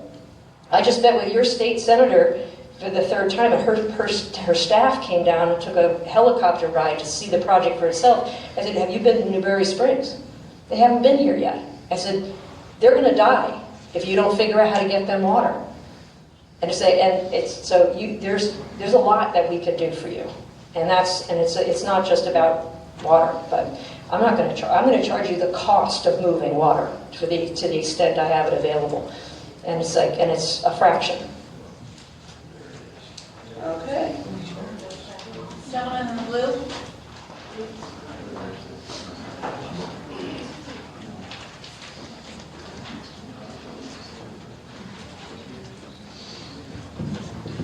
Hello, Jeff Gastra. I'm the president of the Newberry Springs Lakes Association. You're an idea spark plug, it seems like, because there were so many pieces to this puzzle. But there was lots of holes in the puzzle too. There's a lot of ifs, ands, and buts. I deal a lot with Mojave, the court. I was in court till noon today on the adjudication. They're obviously always trying to screw the lower basin, Baja especially. Baja actually currently, we've never bought replacement water. We live within our means. They've given out so many water rights, so there's almost too many. We've spent millions of dollars buying water rights, and we're still trying to buy more to live within our means. I suppose a lot of these ideas that you're throwing out could be beneficial if you're putting water into Centro. We'll get more water down here. And water is super, super complicated. We can't even touch on it in a meeting like this. I've been dealing with them for quite a few years, since 2017 with the sustainability plan. I was part of that, helping put that together. And we've been working with Mojave ever since. So there's just a lot of holes in your concept, but I like the spark plug idea machine that you are, because there are things that might work. You talk about the water from the Victorville waste treatment plant. We've been trying to get that water down here for a long time. Darren was one of the first people that I met with, and he said he started this one water concept. The one water concept. Yeah, I now have the county totally behind his one water concept. Yeah, I'm behind it too. Yeah. And we got to get Mojave to work a little better with us for down here. And I think they're open to ideas. Every water agency kind of is the same. It's unfortunate. Their job is to protect the water for their agencies. It's like, and they're buying water from the state water project. They're a state water project contractor. They can't do anything other than buy water from the state water project, right? And they just bought like another 14,000, spent like 73 million. That's going to be expensive water, right? It's not their job to support our project. They can't. They don't have any ability to, right? So Baja is getting screwed because you have physical inability to get water from the state water project. That it being A, very expensive, and B, having the right infrastructure, right? So we just we changed the equation for Darren, because I'm coming with new water. There's 30 million acre feet of water sitting 90 miles away from you. 30 million acre feet of water.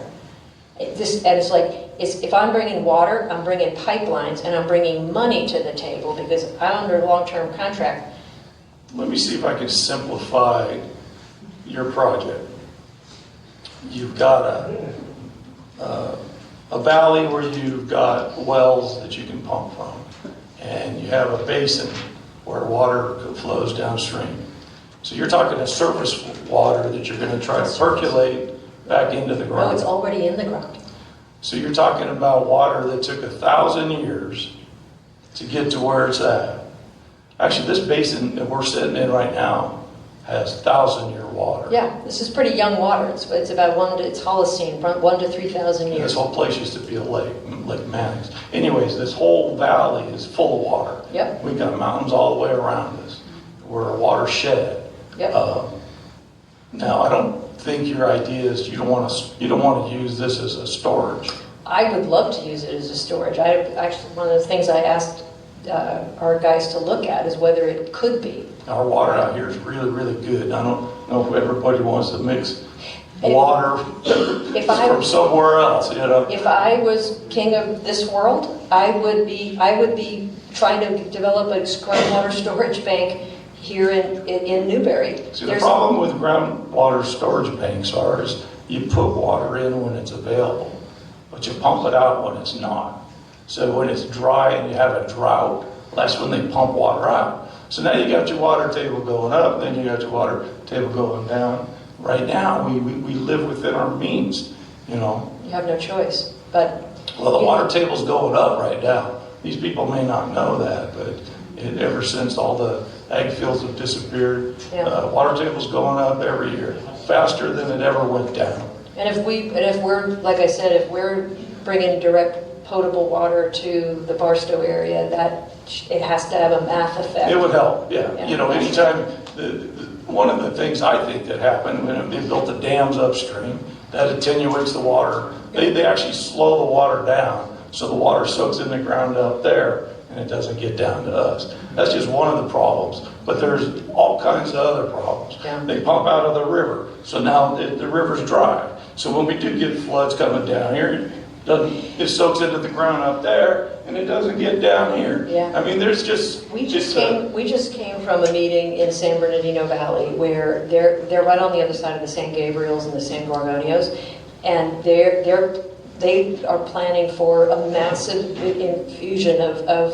stormwater capture all on those, because they've got a ton of water, but they have no way to harness it and get it percolated into the ground safely. You guys are in the same position. I'm in the same position. I'm working off the water that's already hundreds of feet under the ground because I got plenty of it. We get Gulf storms that I get massive amounts of storms that are so big that I have to figure out how do we capture some of that stormwater and get it into the groundwater basin. Yeah, we get it here too. Yeah, but stormwater capture, and there's a ton of grant money for stormwater capture, and that's one of the things that Darren really wants to invest in, so that's what we're going to help him with. Cool. I'm able to help him with financing. We're bringing in public-private partnership money. So I couldn't get Mojave Water Agency or Metropolitan to give me the time of day on our project because we're nothing but a threat to the major agencies because my water's a hell of a lot cheaper than theirs is. And they need to charge their customers a certain amount in order to recover their capital costs. It's just the way it works, right? But by partnering with some of the tribes, they're public agencies, and they're Native American tribes. So they were the perfect public-private partners. And because of that, we've attracted hundreds of millions of dollars in private equity. And by doing that with public agencies, there's no project we can't finance. Well, I was contacted by Cadiz many years ago before you, and we talked about cost versus, from Cadiz versus Mojave. And Cadiz was way higher priced. Back then. And well, I'm just saying, they're still, Mojave's not all that expensive. No, but two things. Number one, what I did when I came onto the company and what my board did was we realized that we have so much water in the aquifer that we're not going to get it all under contract. It's going to sit there in the aquifer. Of all of my, I have a 50-year permit. All of my contracts are 30 to 40 years. So I had 10 years of water that was never going to leave the aquifer. That's what we basically traded and gave to Adelanto and Victorville and those areas. Said, it's tier 2 water. You can have the water. You got to move it. That means you got to help us get the pipelines built. And now I'm half the cost or a third of the cost of Mojave. So if you're half the cost of Mojave, we need to talk. And probably not in front of everybody. It's basically the cost of moving it, right? And Well, it's expensive to move. It is. Unless you can put some generators. I know there's a hill you got to go up and down. It's few of them. Yeah. It's a lot of lift, but there's like 6 pumping stations to get up there. But there's a ton of grant money for that kind of stuff, and we're using these linear generators, clean energy, but we can. And if we are generating our own hydrogen, there's ways we can actually get it. A lot of ideas. She's a little spark plug. All right, thank you so much. We have Jack next. He has a question. Thank you very much for your question. Hi, good evening. Thank you for being here. I'm Jack Unger. Question, you've presented a lot of information here this evening. Are you going to be able to make this presentation available to us so that we can study it in more detail? Yes, and I believe Pastor Kelly actually has an electronic copy on her laptop right now. And I brought some documents that I don't have the copy of the presentation printed out, but I brought some of the environmental documents that talk about the studies that have been done. Thank you. Thank you.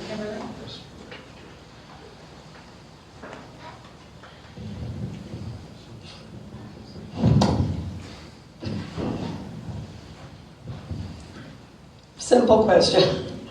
What exactly do you want or need from the people of Newberry Springs? If there's some local leadership that has the folks who invited me here, the Roses and the CSD, and we met with the CSD, figuring out what you need. Right? I can make the people available to study your groundwater basin. I can help you look at the draft environmental impact report of the railroad that's coming in. You need the ability to engage and say, we need to get you need to mitigate for that. We need water here. Grant writing. We can actually grant write for you, but what are the grants for? right? So there needs to be some planning. You guys did a hell of a lot of great work on the Baja Sustainability Plan. It was the first thing that Rose sent me and the first thing that I digested. And that's a document that has your future is in it, right? All those projects are fundable right now. So I mean, I'm here to help, and we need to, like I said, I'm not looking for Newberry Springs to buy water. I don't need help. We've got plenty of support, and we're pretty far along. We're going to go right past you. So I want to be part of Newberry Springs. I want my company to be your partner in everything you do, because we're in your community. So I need to know what you need. Okay, but then what do you get in return for doing those things for Newberry Springs? I get to sleep at night. I don't make money selling water to the highest bidder, right? We have lots of water. I got so much water that we gave it away in a partnership to be able to get these communities. I've been doing water for 30 years, and I've seen communities like Newberry Springs get screwed. I'm your neighbor, and I'm not going to be the company that walks past Newberry Springs and doesn't stop and visit. I met with some of your farmers, and I saw what's happening with all the solar that we put in. I pushed for a lot of those bills. I pushed for the renewable portfolio standard and the million solar roofs and everything. I'm embarrassed to tell you that I came here when I realized that you lost so much of your water and you now have a dust problem. And it's like, those are policies that we pushed. I'm going to get state legislators to come visit you, because they're the ones making the policies. They're the ones that are actually allocating the funds. And I'm not going to be the company that doesn't stop in Newberry Springs every time I drive to my ranch. Okay, I personally have 2 pipelines that run through my property alongside BNSF. Are you planning on using one of those pipelines? No, we're in a utility corridor right along Highway 40. I think it's in the same utility corridor. So we already own the pipeline. Okay. It's empty. I appreciate you answering the questions. Any other questions? Please raise your hand. Any other? Oh, okay. I'm just trying to solidify in a summary in my own mind. So the questions are the things and you have already reiterated, and it's getting clearer. So on the top of the graphs that you showed, it said one water concept. So that means that you have multiple ideas, there are multiple marbles rolling around, or? No, there's a lot of marbles rolling around, but that's not the concept here. The concept of one water, it actually came out of the wastewater industry. It's a national policy thing where it says, like, all of our infrastructure is designed for a specific type of water. The LA aqueduct was designed to move water from the eastern Sierras to Los Angeles. Nobody else can touch the water in that aquifer. The Mojave pipeline is designed for Mojave Water Agency to move water from the State Water Project to wherever it's supposed to, but it's not doing, right? No one else can use that pipeline. Darren Paulson up in Victor Valley Wastewater is wasting water because it's recycled water, it's wastewater, it's stormwater. The concept of one water is sit back and look at all of your water resources and say, what infrastructure makes sense here so that we're not wasting water? If it makes sense, if I'm the closest water to Baja and Centro and the cheapest, it's going to be cheaper for me to drop water off and not have Victorville and the guys up Basin buying water from the State Water Project, taking it down over the Tehachapi's and dropping it here. One water is a concept that says it's just a concept. It's a plan. It's a way to design your water infrastructure. Don't think of it as, well, this water has to go in this pipeline, or this water is owned by this. You have communities building pipelines that go right past each other. We're solving a problem down in Fontana where they have a major pipeline and one gap less than 700 feet, that's 6 inches. It's stopping water from moving between the agencies. So the one water concept, we went down there and said, what if we close that gap so you can actually move water between the agencies? It opens up a massive amount of water resources. But no one's looking at it because every agency looks at their own infrastructure or for their own water to serve their customers. One Water says, take it up 30,000 feet and say, isn't it cheaper if we do this and put this water in here and then maybe import less water here? That's the concept, and it really started from Darren Paulson, and I took it countywide. Okay. Is there a link to view what you showed? I will put it on our website, and I will, yes, I'll put it on, I'll make sure it's on our website. Okay, thank you. And I think I have... What is ground zero mean? Newberry is ground zero. What is that? When you look at where the water, how the hydrology has changed, you are on the tail end of the Mojave River the Mojave River, which is a dry river, hydrology changing. And there's so much growth up basin from you, and you have no access to any other water supplies.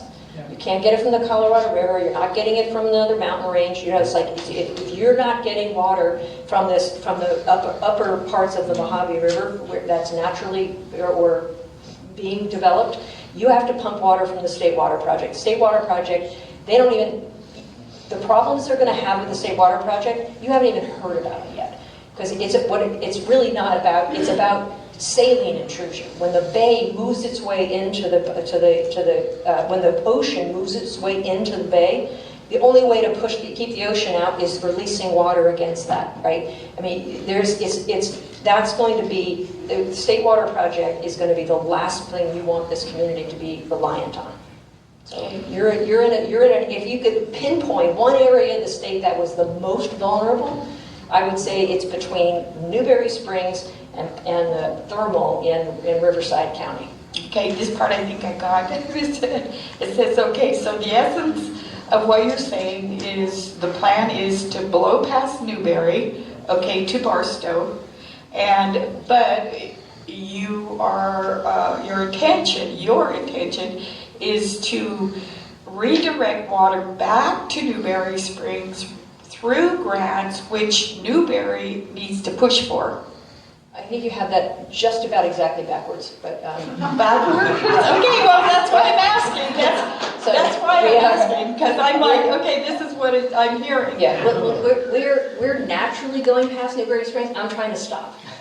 I'm actually trying to not bypass Newberry Springs. This water is going past Newberry Springs. The question is, can we somehow work with you to help navigate? Oh, sorry. Okay, what you want to do is just. I want to go get the grants for you. Right, before it gets to Barstow, on the way, as you're doing this, you want to... Or if I'm dropping water, if we can make a deal with Mojave, it's not just us, but it's all these agencies, and we can drop some water in the Baja and Central Basin, then maybe Victor Valley Wastewater can put their excess water in the pipeline down to you. Right? It's that one water concept, but it takes a village in this case, and I'm just bringing a piece of the solution that will allow them to negotiate, hey, what if we can use your pipeline, we can put water down into Newberry Springs, right? You had a graph up there, and it was multicolored of turquoise colors with the orange in the middle. There was another... what was the color coding? Why the differentiation? It's a graph of the data that shows the severity of drought in these particular areas and the pattern of drought that's going to happen over the next 20 years. And the darker the red, the more severe the drought. And so the Colorado River is going to be in severe drought, in and out of severe drought every year for the next 20 years. That means State Water Project is going to be overdrafted. That's the water that you're depending on, is the State Water Project water. So that's probably why I want to see it a little closer. And does it say that on the graph, that which is more detrimental, which is? Yeah, I think so. I mean, I did an analysis on using Bureau of Reclamation's estimate on what's going to happen in the Colorado, and that's the representative of what's going to happen repeatedly over the next 20 years. And the more stress there is on the Colorado, the more stress there will be on the State Water Project. All right, thank you. Anyone else have a question for them? Okay. Good evening, Ted Stimful. You mentioned grants being performed for our community here. What would be the cost of the grants, and who would be paying for them? Well, grants are grants, so they're the state's giving them away. And if it's a disadvantaged community, you usually don't have to pay them back, and you usually don't have a big match requirement, right? So we're paying for us and our partners are paying for the grant writing, right? So we're actually, and I don't know if you have any of those papers. Are they relevant here? They're relevant here? Yeah, they're not relevant here. Yeah, we just went through this in the valley where we looked at all of the projects and we said, what pots of money are you eligible for? And we worked together with them and said, okay, this is how we're going to go apply for these. This for recharge, this for water recycling, this for stormwater capture, and then we basically are hiring the grant writers to go and put in the grants. We're not eligible for grants. Only communities are eligible for grants. So Newberry Springs would be working with Cadiz Inc. And Cadiz Inc. would be essentially doing the performance of the organization. Yeah, but it wouldn't be, it's not just us, right? We're doing that we're doing it up in Victor Valley. We're doing the same thing up in Victor Valley. What funds are available and what are the projects? And then we can help you with the technical and the financial, and we can, but the projects are yours. You have to, we're only helping you and going to get it and making sure that you're in the same mix with Victor Valley wastewater. I came here this evening expecting something a little more formative as far as proposals of what you were going to do for us. And I'm finding that this is really more of a water one, shuffling of water, and everything seems to be pretty much up in the air. What kind of timetable are you looking at as far as something actually being accomplished here in Newberry? Well, look, I'm not coming here to save Newberry, right? It's like, you don't need help? Fine, I'm very busy. We've got a lot of other communities that are actually working with us, and we're helping them apply for grants. We're willing to help you, and we're willing to participate in whatever you need, but you guys have to know what you need, right? And well, it's like I'm saying, what kind of timetable are we talking about? We've got we're already operating. We're already investing in the infrastructure. We hope to be actually delivering water off the northern pipeline in 2027, right? So we're moving very quickly, and the grants are available starting December. So we're actually preparing. We already submitted one grant for Victor Valley Wastewater Authority.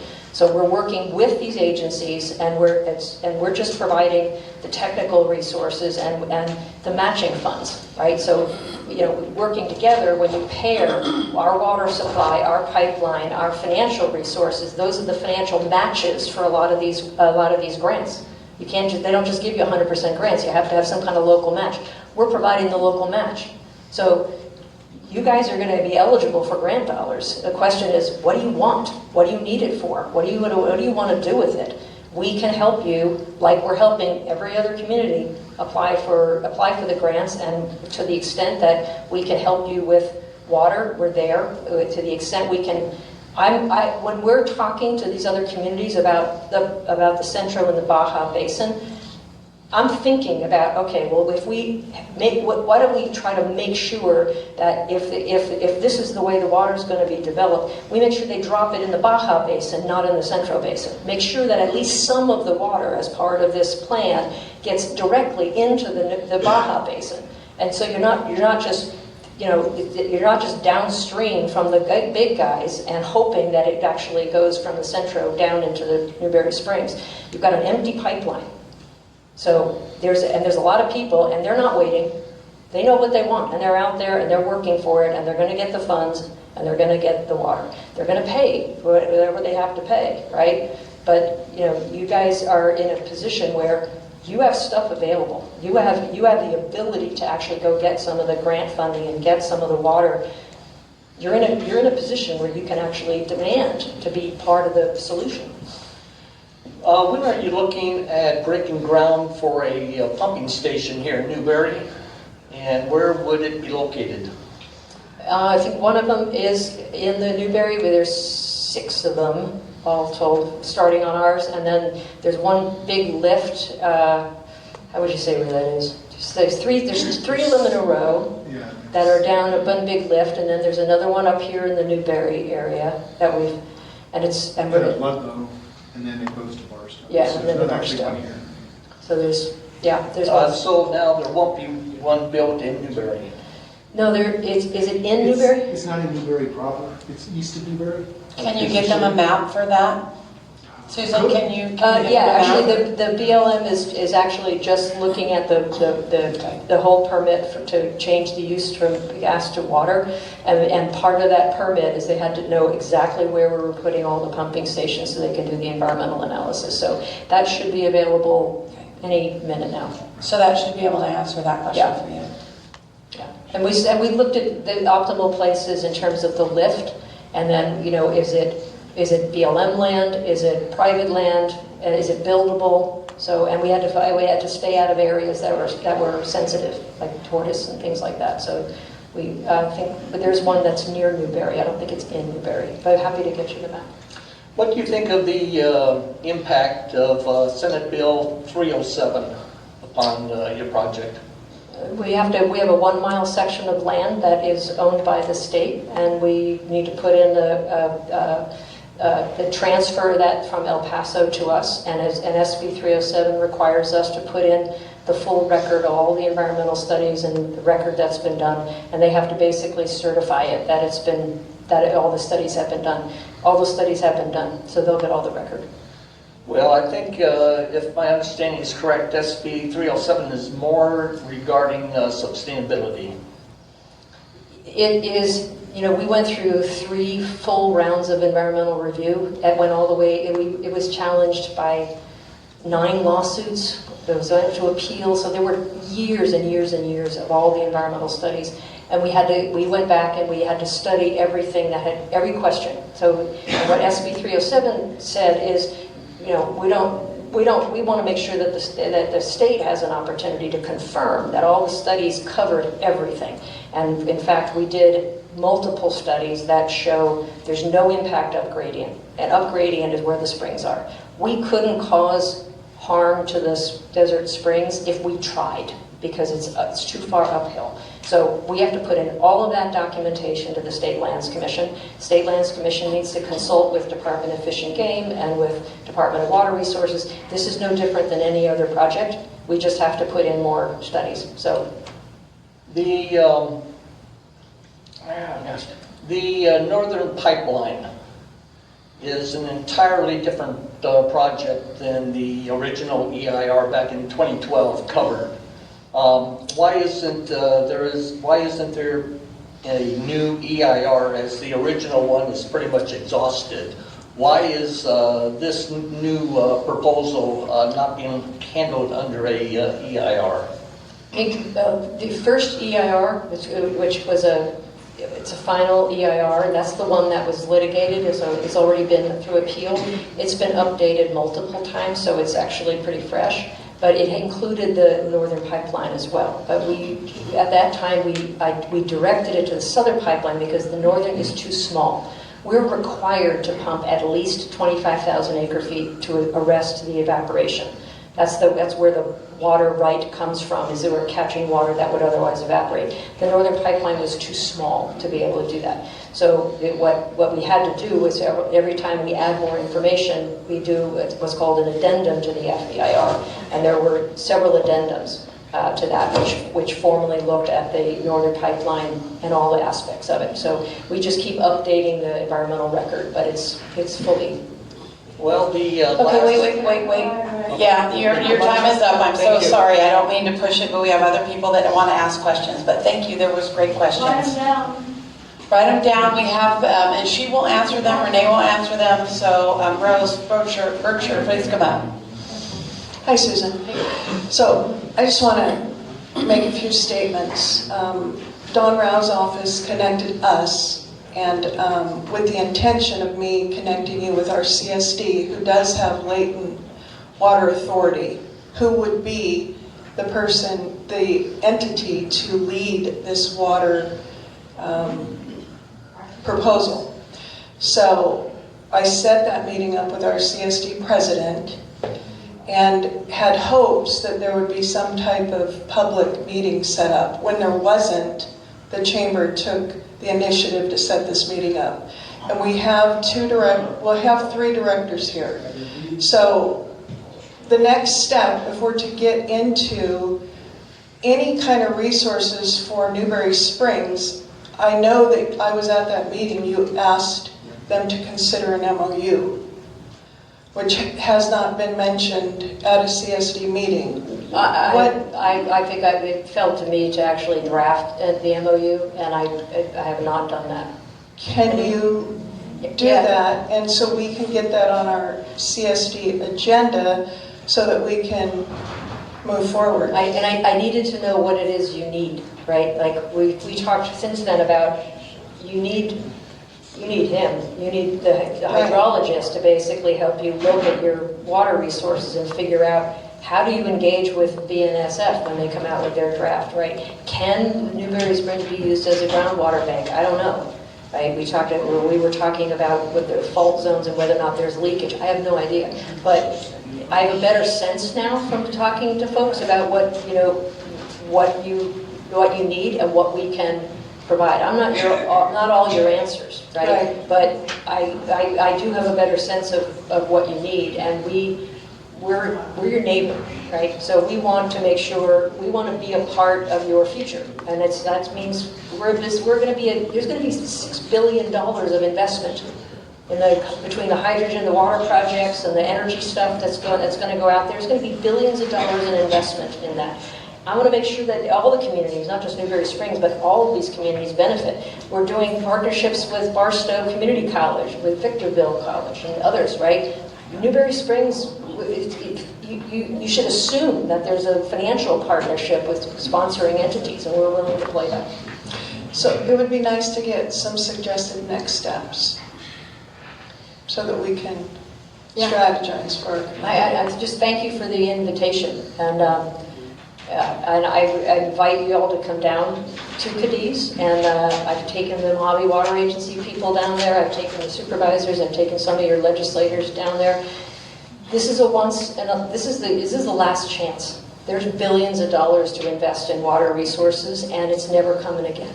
If you're not on the game board and working with your other agencies in the area to get some of that infrastructure investment so that you can capture more water, you're going to miss it. We have time for one more question. Any two? Do we have 2 people? We have 2. Go ahead, Natalie. Natalie, go ahead.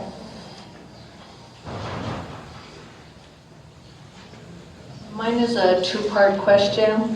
How will this affect the bighorn sheep conservation, the wildlife and the vegetation? And are the pumping stations still going to be used for filling the water hose for the bighorn sheep and wildlife? There'll be no impact on wildlife or vegetation because the groundwater is hundreds of feet below the ground. So there's no connection. There's no plants. All the plants on the surface are like creosotes. That's all from precipitation and runoff. So we have no impact at all. And the sheep are up in the spring, so we're not anywhere near them. Well, they're very close, like in my backyard, just over one mountain. Oh, so they're not at my ranch. But they are. We do see them up in the clippers and some marbled mountains and stuff.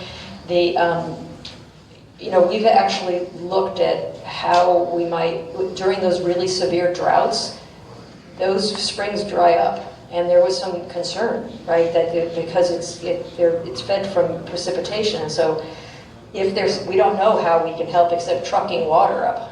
Well, that's what they do right now. They have a team on the conservation where they take water, they fill up water tanks and they take them up there. But I just wanted to make sure it was not going to affect that water. That sometimes they go to water pumping stations to get that water, and then they take it up to the water holes. If anything, we would support that and actually probably 10x the amount of ability. We would absolutely adopt that as we've talked about ways that we could be helpful with that. But our operation will have zero impact. It's below the ground. But there are ways we can be helpful, I think, with the springs. Thank you. Okay, we have this young man right here in the tan. Hello, Ms. Kennedy. My name is Dakota Brooks. I'm actually one of the partners you mentioned for the Native Seed Project with Victor Valley College. Excellent. Nice to meet you. Michelle. Something that I wanted to ask, because you had a strong showing at the beginning of the presentation about your integrated approach, mixing this water distribution system and the infrastructure and the production of hydrogen gas as an energy source. You also mentioned the interest in developing native seeds and their production on a more, hopefully, serious level. Scale. On a larger scale. And you've already donated space at the ranch, as well as helped us. I also work with Paul Deal. You've also helped us, you and your team have come through and helped us establish a semi-permanent spot to develop native seeds over at Kobe Mumford. So my question is, where do you see these different, I think you said a spark plug approach, one of the gentlemen earlier. How do you see these different integrated ends coming together to support one another in a community like Newberry Springs? Well, I think you just kind of laid it out. Our ability to actually use our ranch for the Native Seeds program that's an organic extension of what we're already doing. We'll reduce our ag and we'll actually turn as much of that over as we can into a bigger Native Seeds program as we can. The green hydrogen, we're cracking our own water, right? And so if we can build this out, we've already signed the deal, they're already in development, they're working with the county on the permitting to build the green hydrogen. That allows us to actually provide emission-free, not totally emission-free, I guess, but it's non-combustion, right?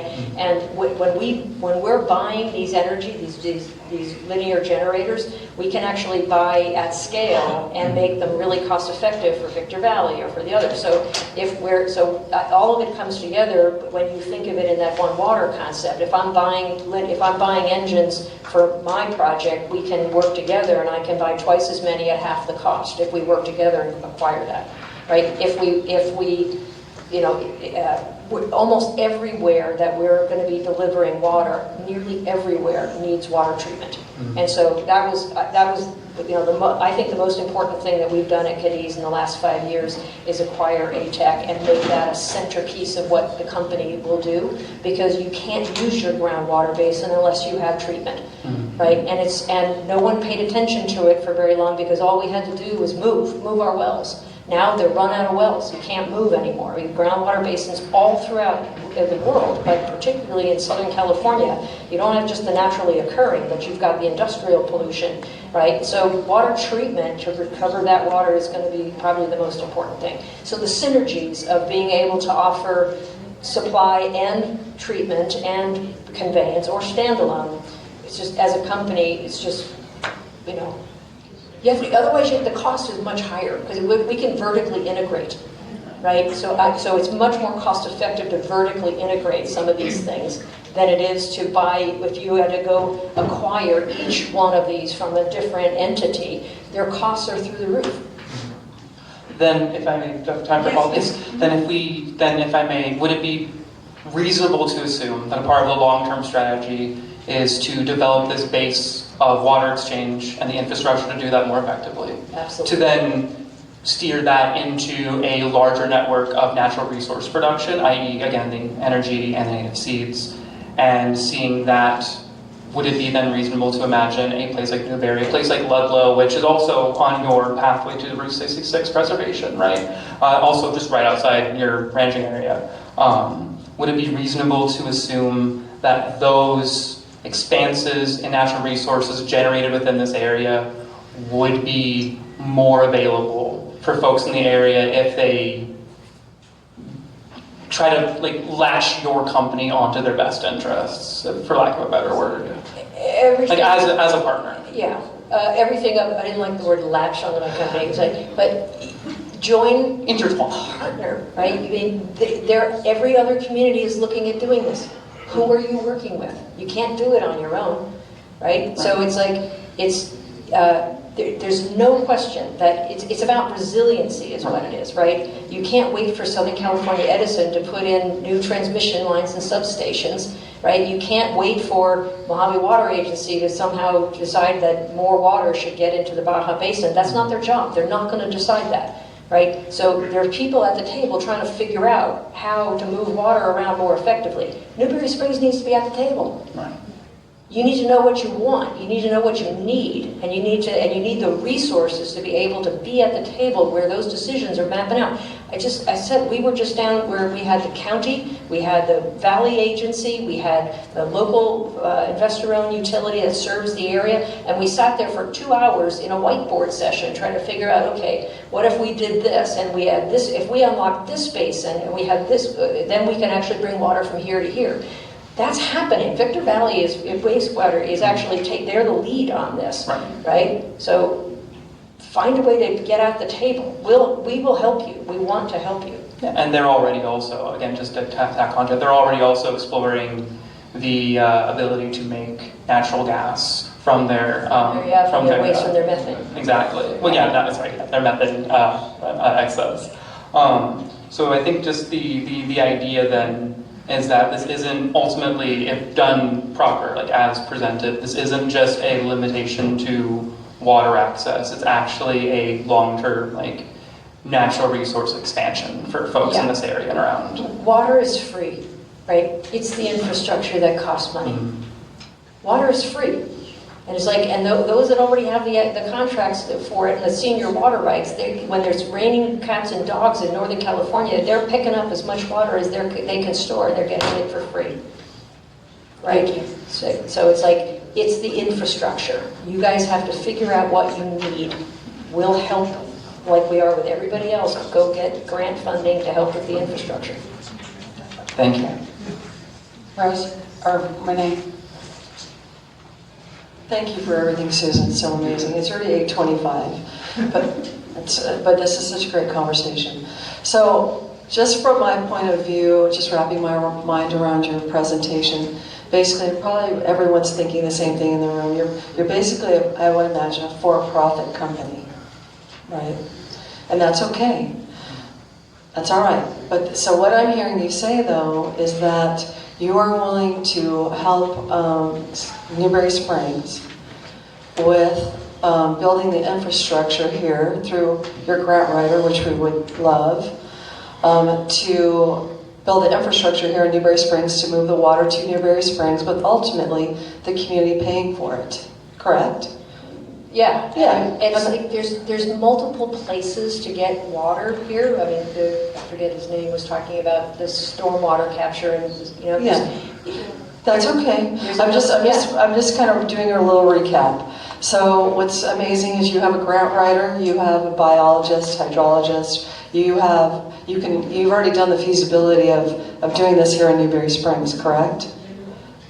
Feasibility. Our pipeline goes from there, it goes right past Newberry Springs. And so I've read your Baja sustainability plan, right? And you're updating that now, and you're talking to Mojave. I know you've had some meetings with Mojave, right? That's the place where the planning, you need information, and then you actually need a plan. Yes. So where I'm going with all of this is, even with Victor Valley, have you, everyone here in Newberry Springs, we're all on a well. Everybody's concerned about their well. It's getting deeper and deeper. They're $30,000, $40,000 to dig a new well. So has any of the communities that you worked with already, have you developed like a domestic water system? We're not a domestic, I mean, that's what Golden State does, right? Okay. We don't do that. We're landowners, farmers. We have water, we have pipeline, we have treatment, right? And we have a business that's going to generate revenues, which means that we're willing to share, right? So we can financially support you. That's the easiest. Closer to the mic, Susan. Sorry. We have. We're a landowner, right? We have water supply, we have pipelines, we have treatment, and we're a business, right? And we've got cash flow that we can support you with. We're a neighboring business, so money is the easiest way for us to help in Newberry Springs, right? Yeah, that's wonderful. I guess where my question is, so I can wrap my mind around this, is that, so if Newberry Springs was to consider something like this, which I think everything, we should consider all options on the table, and I think it sounds like a great option, but ultimately would everybody, if I understand this, that everybody would still remain on a well, and you basically would be pumping from a catchment type system, reservoir type system? Ultimately, what would this look like in like 3 years, 5 years, 10 years for Newberry Springs? I think there's options. Yeah, the options that Susan outlined would be that you're still on the wells. Another option is there's a turnoff off of our pipe, and either through the CSD or separately, you set up a water system that you folks operate as a public agency, where you get your water. It could either be from the ground, it could be from the Cadiz pipeline, any other source as far as that goes. But the CSD or some entity like that would then carry you forward for time memorial. Okay, the challenge we have in Newberry, I guess this is a conversation for another meeting. The challenge with the CSD, they're very limited in the sense of what they have authority over. Are you seeing that challenge with other, desert communities and other CSDs? I mean, yes, for sure. And there's a tremendous amount of emphasis at the state level on having the big investor-owned utilities adopt small water systems, especially those that are struggling, right? They're not even talking about areas that are on well. I mean, they've got their hands full with the community service districts that are struggling with, and the small water systems, right? So the first thing you need is some planning on what's possible. And maybe it's Golden State. I know that the state is pressing Golden State to go into Daggett and Yermo, and actually extend its service into some of those areas. It's a big deal. And it's like what we did in Thermal with the Torres Martinez is that we offered to put in cash so that they could connect to the Coachella Valley Water District. That's a multi-million-dollar investment, but that's them working with the Coachella Valley Water District to put infrastructure in place. We have cash. We can actually put in and support the grant funding for that, right? So we don't build community systems, and we're not a retail service agency.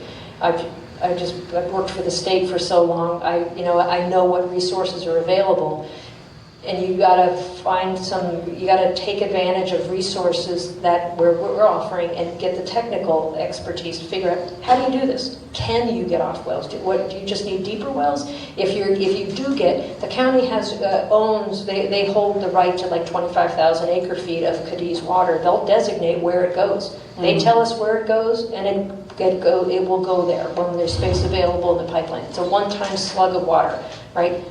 I would want to put it in Newberry Springs, right? There's other water available that I would, this has never been done before, but I think it's doable as part of a grant writing effort. Go buy water to get your groundwater bank, back up to healthy levels, and then fight for mitigation for the up Alto Basin and all the pumpers that are actually growing, right? There should be some mitigation that involves getting wet water down to the Baja Basin. So, So I understand that. So, like for next steps, like Rose was sharing. So, are there work groups that you're working with now? How often do they meet? I mean, how can each area is pretty much led by these are water agencies that have been doing this for a while, and so it took us a bit to figure out how do we get them to think big, right? I mean, we just came from San Bernardino, where it's like, you're not thinking big enough. You're thinking about, if we can solve one problem here in Cactus Basin, what about the rest of the entire Rialto Colton Basin? That drew the county in. Now the county's like, wow, wait a minute, we can solve this problem with treatment. And it's like, that's how it formed, right? Okay. Just think, what is your problem and who do you need to be working with? I would say you want to stay as close as you can to Victor Valley wastewater. Okay. Well, I'm sure maybe even a few minutes after 8:30. I have to say thank you so much. You had a really informative presentation. I just want to, Thank you before for being you so. end it, Renee, before you end it, is there anyone else, because I know this is a hot topic for you, anyone else that has a question that directly affects it? Okay, well, if you think of something, and after this was so much information, there was a lot to digest, but if you think of something, of course, you can take a note card. That's one way, okay? And you can put a question on that note card with your contact information about anything we talked about today. I don't know the winning lottery numbers, but we'll try to answer everything for you. But we'll also, this is all being recorded, will be posted on the chamber. They'll be posted on the chamber website. You can always ask questions through the Newberry Springs Facebook page as well. So, it's all about communication right here. I think it's time that Newberry Springs is at a point where we have to have out-of-the-box thinking. I think with what's happening with the state, so it's something, something to consider among other things. So I just want to say thank you, though, so much to you and your team, and for the wonderful presentation, the time that you spent today. Sincerely. Thank you for the chamber. Thank you, and hopefully we'll come back. Maybe we have another meeting. I hope that you want to come back. And We're actually here a lot, believe it or not. So. okay, we have some things to work out. There's a lot to consider with the CSD, and so. But we appreciate you being here, and we'll move forward in a positive way. Thank you. And of course, and everyone else that came tonight, thank you so much. We're here for you. I know the CSD is here for the community as well. And appreciate everyone that came out tonight. Sincerely.